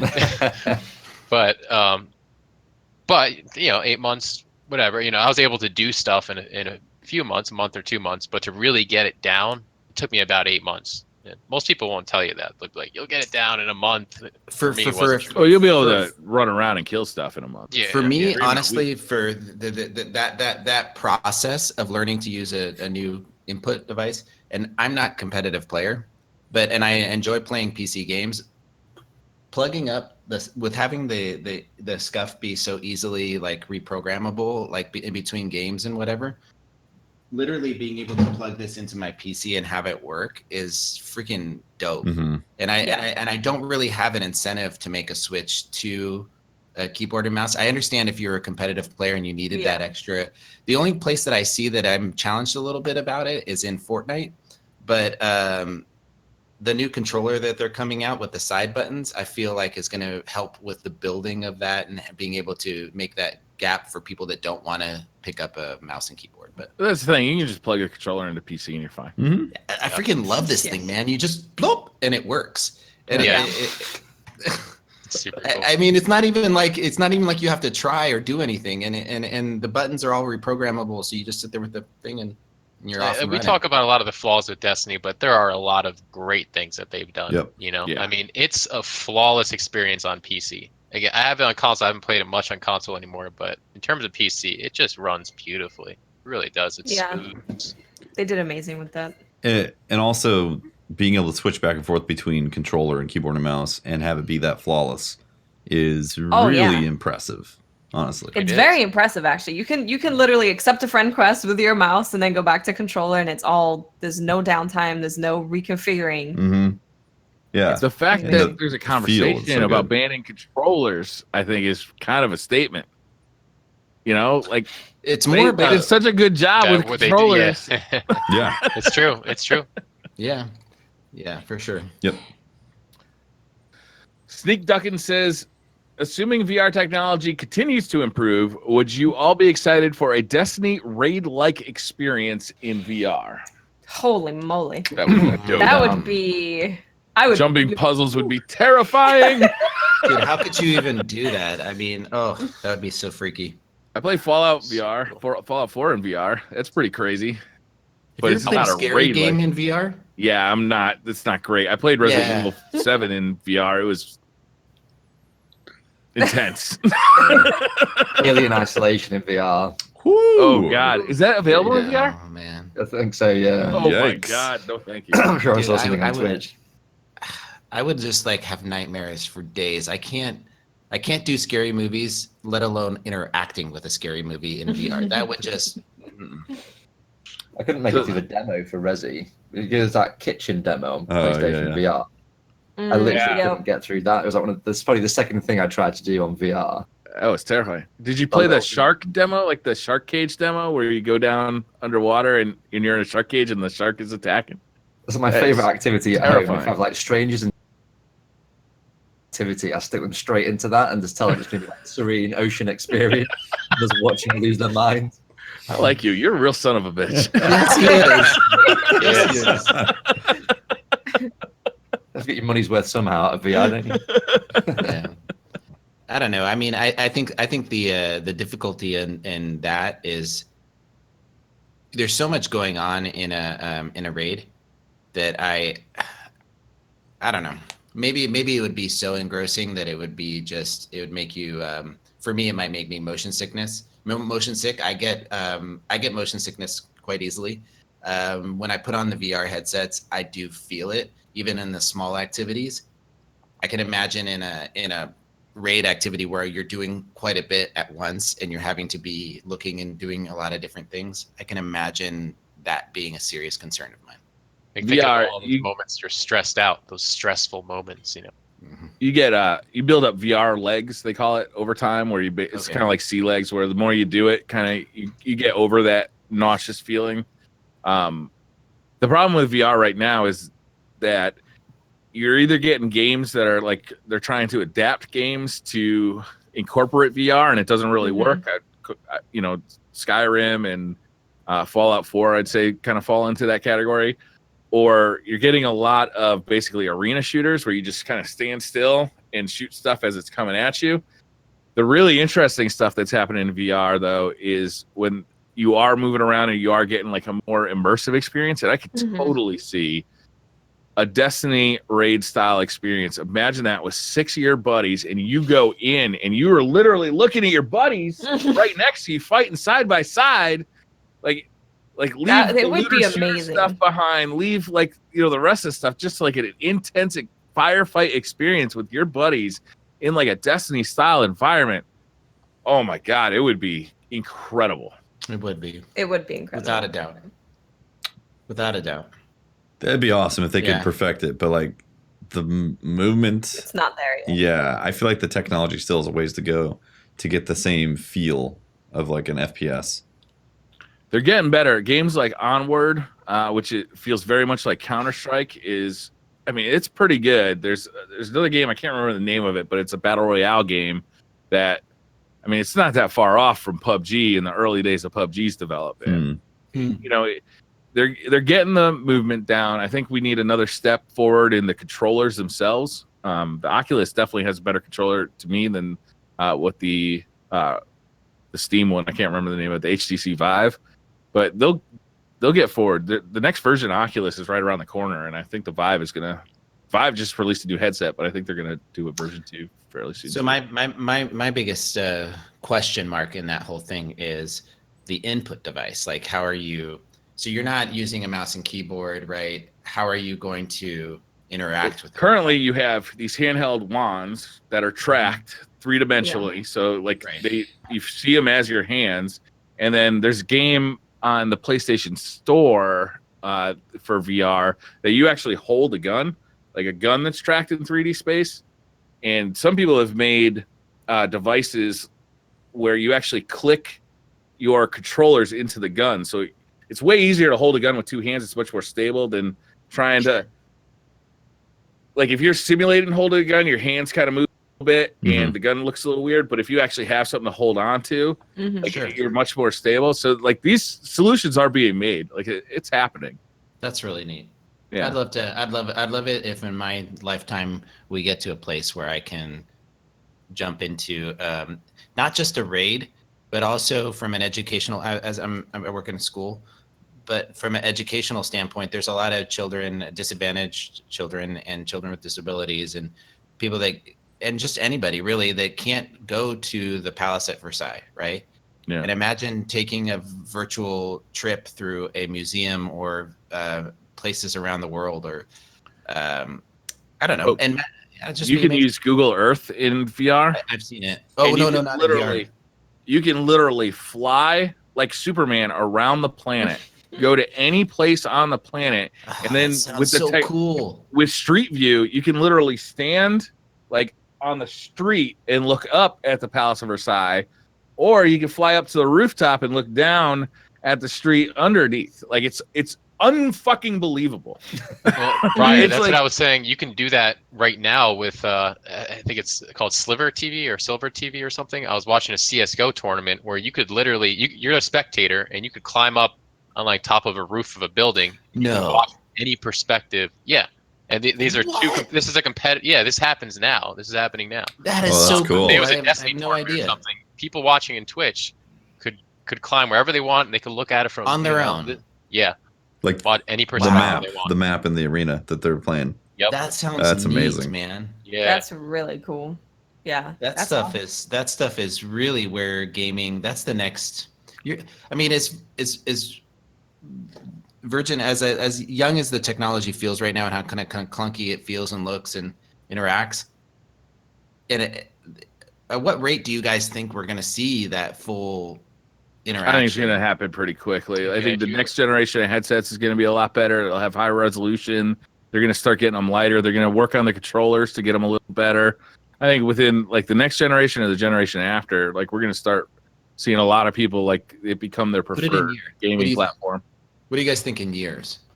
Are we away from 10 years or less. Yeah, 10 years or less? I think it's like If you ask Elon Musk, Within he'd probably 10. say next year, but Elon Musk would say, if Elon Musk wanted it to be available next year, he would have it available next year. Well, it's available now. Absolutely. It's just so fucking expensive. Yeah. Yeah. No, but I mean, to do Oculus or HTC, you need to have a pretty damn nice gaming rig. Sure. And even PSVR, it's $400 for, or really, it's $500. No, it's how much is a PS4 Pro? 400. under 500. 400. So it's $400 for the PS4 Pro, and then another $400 for the headset and the controllers. So it's $800, nothing to laugh at. And then there's not a whole lot of software out there. So it's it's a tough sell right now. Yeah. They got to get the install base so that there's enough people to buy the software, so the software gets developed, but there's no So they can- software, so people aren't buying it. So And it's very expensive to gotta- develop. If nobody's buying it, then they're going to develop more software for it. right. Which is why you Yep. see a lot of small experiences. That was a lot of talk about VR. Matthew Gustin says, "What's DCP and guests' opinion on completely removing light and power level caps? Doing so would indefinitely expand the vertical progression in the game, allowing Bungie to focus on horizontal progression and even adding higher difficulty for those who invest the time."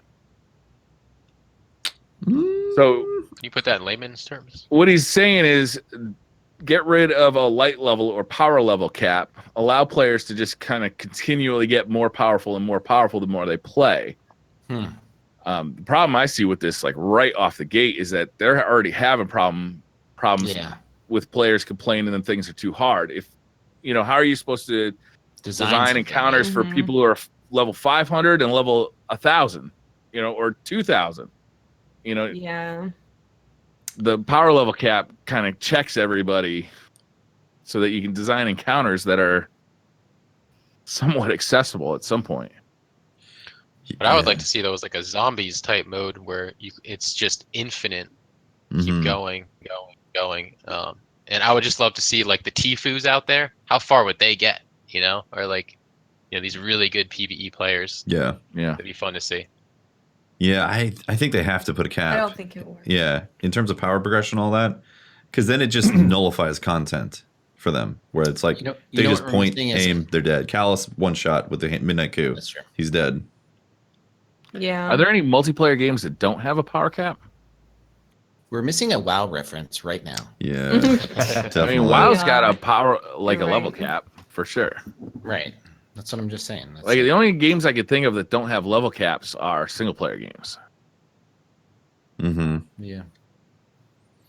I mean, you could play zombies and continue to go up in levels, but you have to get more powerful guns, and there is a point where your guns are no longer viable, So- and you have to use traps and things like that. So I guess that doesn't count. So in terms of RPG progression, Diablo has the Paragon levels, and you get little bits of power with each Paragon level, and it feels like it scales, like goes like this, and then it just kind of levels off with very little bumps here and there. Borderlands 2 has a system for badass tokens where it appears like you're getting more powerful, but it's part of that same delta that just keeps on leveling it off, where it's like, even though it looks like you're getting a 0.1% increase in melee damage, you know, that doesn't really doesn't do much. It gives the carrot there for you to want to keep on chasing, but it doesn't actually change the power experience in the game. And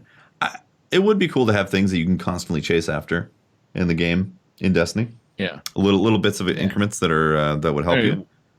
Warmind improves upon that so much with the catalysts and the weapons that you can go after, and you know, the Crucible rank system, and there's so many more things to chase I really after. like the direction they went with Warmind, man. Oh, it yeah. really makes me me hopeful too. for September. Yeah. For Tuesday, I'm excited for Tuesday. Yes, Yeah. definitely. One more thing. Good to see them. The Souls games have soft caps and hard caps. So you can keep on speccing into, say, strength, but at a certain point, the game essentially is doing the same leveling off, even though the number's getting higher and higher. So That's primarily a single player game too, isn't it? I mean, you can have other people join you, but isn't it mostly just a single player experience? yeah, I mean, it's mostly single player. You can have co-op, but Borderlands, same thing. Like, it's a progression that it goes up and then starts leveling off heavily, and that's multiplayer. I'm surprised they don't incentivize max level in Destiny, like why you don't get an emote or something to show that you got to 385. Mm-hmm. That's I'll always. tell you, before the Warmind, it's never fucking mattered. I guess Exactly. it did in Destiny Vanilla, like with like up to Crota's End.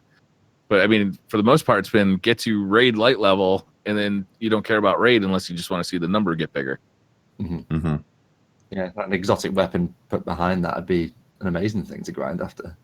Yeah, Because exactly. to a lot of people, especially with the way progression works now and it being a little bit slower, they probably get high enough to be able to do the content, and then, like you say, what's the point in going further? But Holy shit, it's midnight. it's 5 a.m. What do you mean? I've got to go to work in 2 hours. Oh my gosh. A couple Patreon questions in there. Unichronic says, firstly, as a PD days, thank you for continuing to bring smiles to our faces each week. You're welcome. Thank you, Unichronic. He's the real one. You're the real one. In a few days, we'll learn more about what's in store during Destiny 2 Year 2. So it only seems appropriate to ask this question. If animals could talk, which would be the rudest? Oh. I gotta go penguins, man, right off the bat. Look at 'em Penguins? dressed up in those fucking suits all the time, looking down at us. Hoity-toity motherfuckers, get out of here. Chinchillas are pretty savage. A chinchilla? Chinchillas. Yeah, if you've had any dealings with chinchillas, but I've never not had an interaction and not been bitten by one. That's pretty rude. It's not a high sample size, but still. How about cats? I feel like cats would be ultra rude.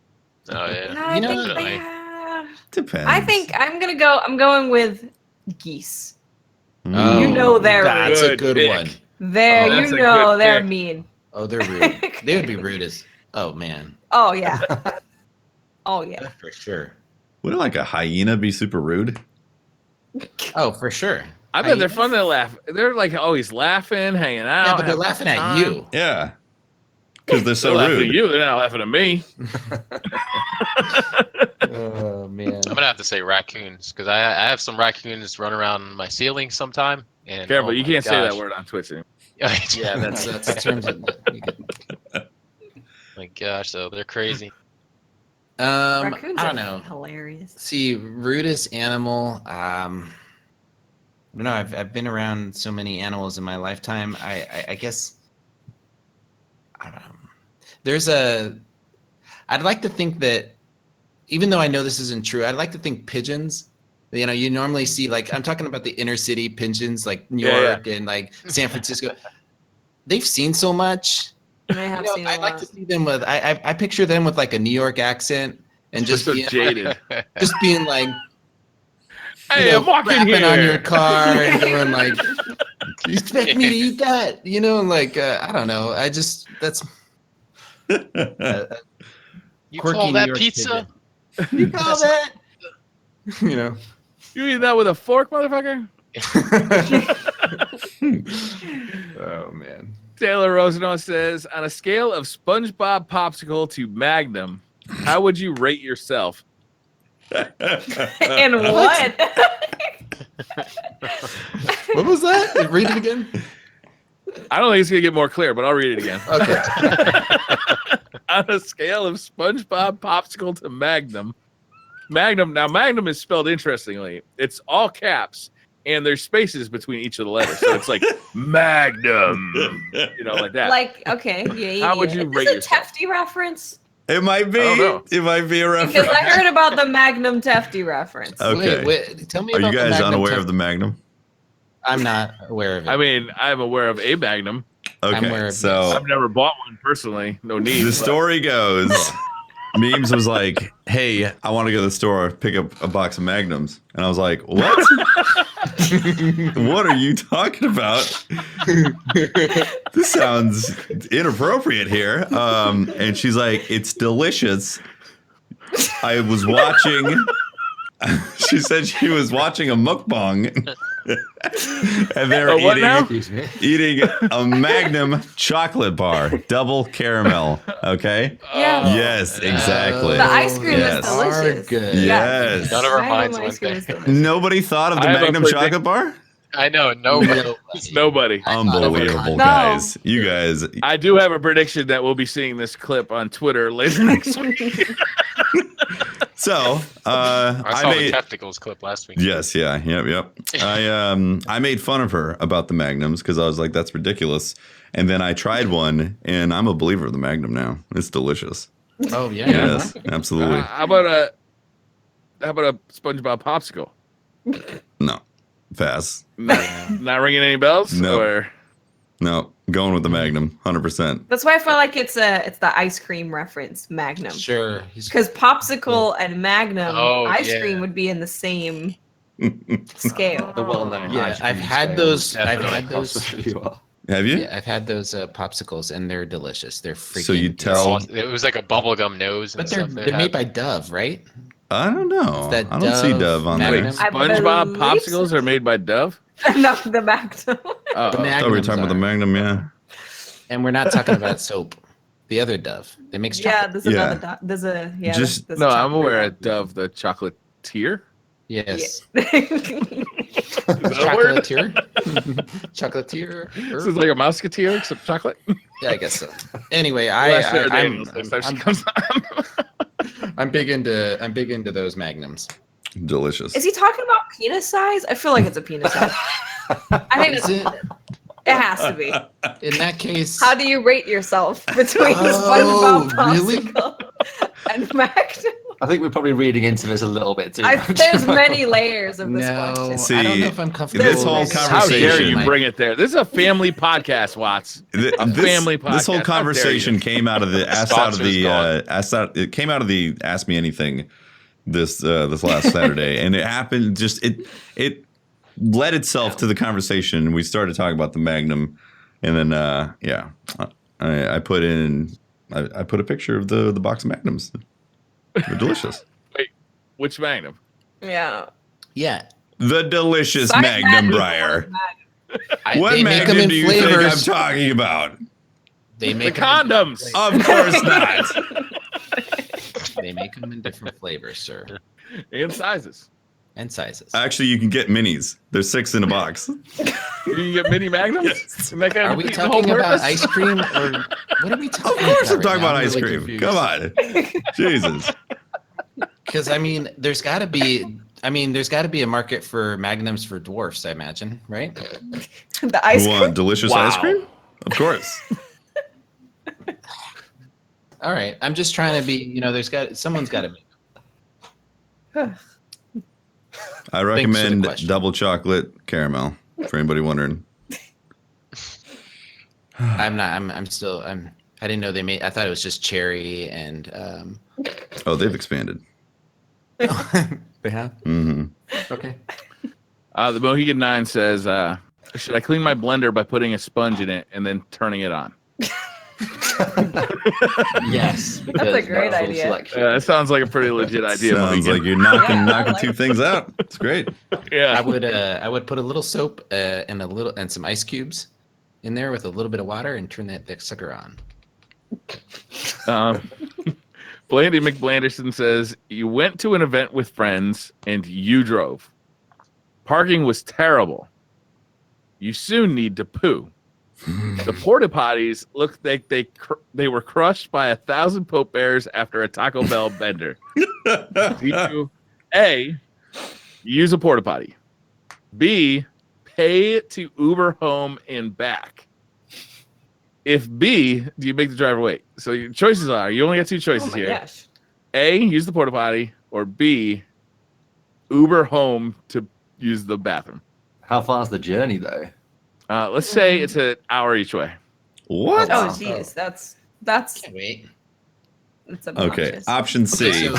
Option C, you go to like a Denny's or a Starbucks or something from the No, Uber. they can't deny you now. Yes, they can't deny. Yeah. You are allowed to go. You go there and you will use not the get bathroom.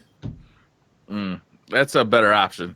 Yeah, but that's not one of our options. So No, Briar also said it's an hour each way. So that was fictitious information yeah, right he there. made up stuff. Yeah, That's yeah. true. We just need more. He needs to ask this question next week with more Yeah. information. Yeah, can you get back to us with more details, Landy? We would really appreciate it. Last Thank question you. of the night, and then we're going to bed. Angel with an afro says, when having sex with your significant other, music or no music? Just the music of love. Depends on the night. Depends on Yeah. the mood for sure. There you go. Yeah. Situational. I mean, The sounds of anime. no, don't put that. Which are That's often no no music. sex. Alexa, play the sounds of They're anime. not. Oh my god, that's Don't like to have a rhythm dictated to you. Nice to have True, flexibility true. in those situations. a very good point. We have a rule in my house, only Cisco. If it's not Cisco, we ain't fucking. Yes. Now, I have a funny story of a friend of mine who was saying that he liked to watch, movies when he's making love to his wife, What, did you get bored? Disney movies? and they would What kind of movie, Pope? they were thematic. Oh. So they were watching Tarzan, Lord of the Jungle, and he jumped up on the bed and beat his chest like this. Ah! Right? And they had a ceiling fan, and it caught him in the forehead and knocked him out off the bed in his middle of his whack whack, and he fell backwards. So I highly recommend staying focused on what you're doing.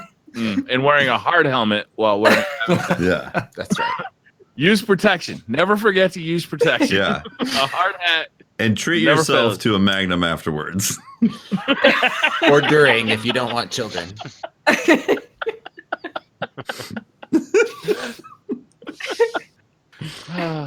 These are always fun. This is a 3-hour podcast, guys. Yeah. I Yeah. know. They've been going that direction lately. Yeah. Yeah. We're still keeping the Pope's friend. side quest Pope's friend. I knew people would say that. The side quest is still an hour though. That's good. Well, that's it. That's my job, right? Yes. Thank you very much Come on, for man. watching episode number 87 of the Destiny Community Podcast. It's been wonderful. My name is Tefty Teft. You can talk to me at Teft on Twitter and discuss the many fine nuances of the Magnum chocolate bars. Catch my streams, twitch.tv/Tefty Teft. Typically start my streams around 6 p.m. Pacific time, Friday through Wednesday. And I have a YouTube channel too. That's confusing. I can't do that math. Friday through Wednesday. I know. What does that even mean? What does that It means mean? no Isn't it Thursday like because I'm doing the podcast. every day but Thursday?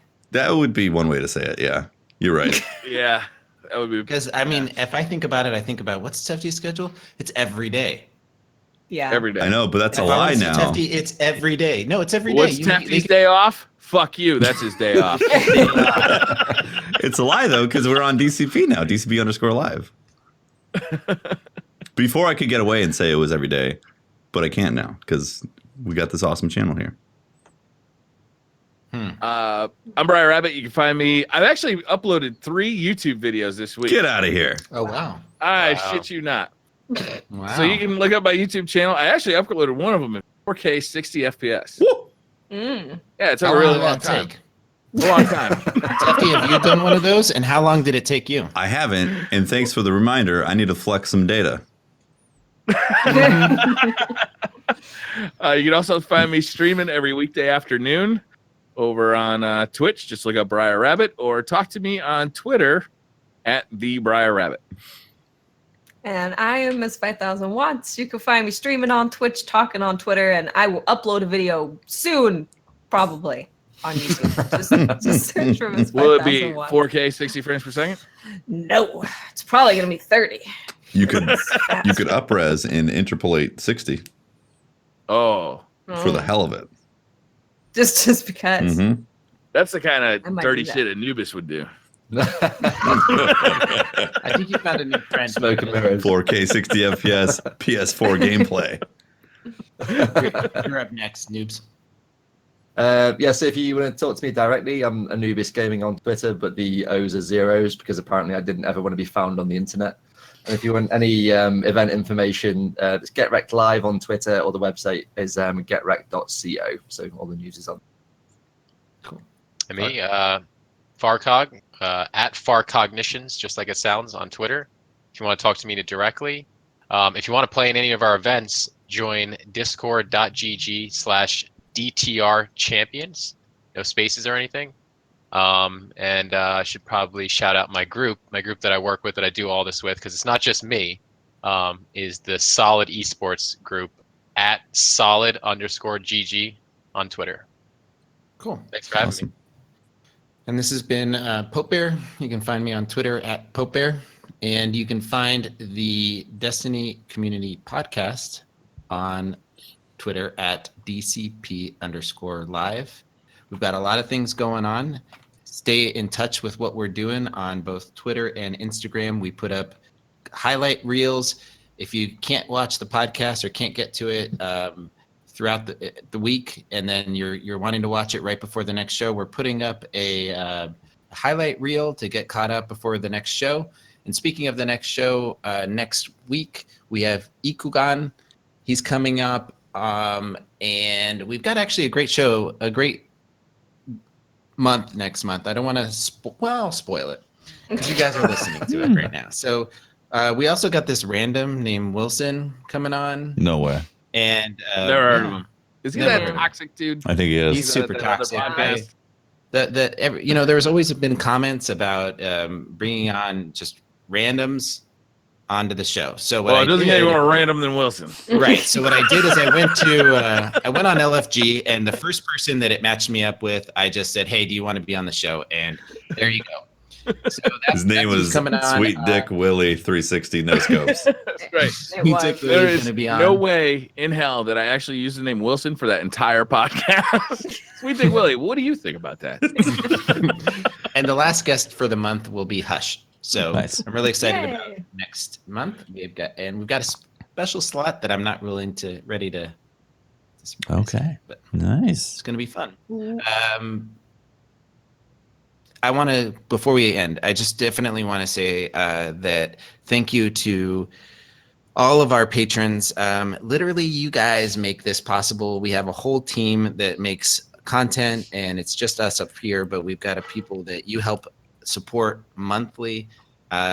It's beyond belief that you guys are helping us, and it's great. It's great to be able to support people and to make great content, and you've made it possible for us to afford to do that. So thank you very much. And your continued support is both humbling and strives us to do better things. So we are working on another podcast, the Side Quest podcast, and just refining what we do here. And it's mainly to meet your standards. So thank you very much. That's the podcast. Anything else, guys? All right. Yeah. Or is Thanks. that Yeah. Yeah. Thanks for watching. We're going to roll some credits, and then we'll be back to read out some subs. So thank you very much for watching. Bye, guys. Bye, guys. Bye. Bye, Felicia.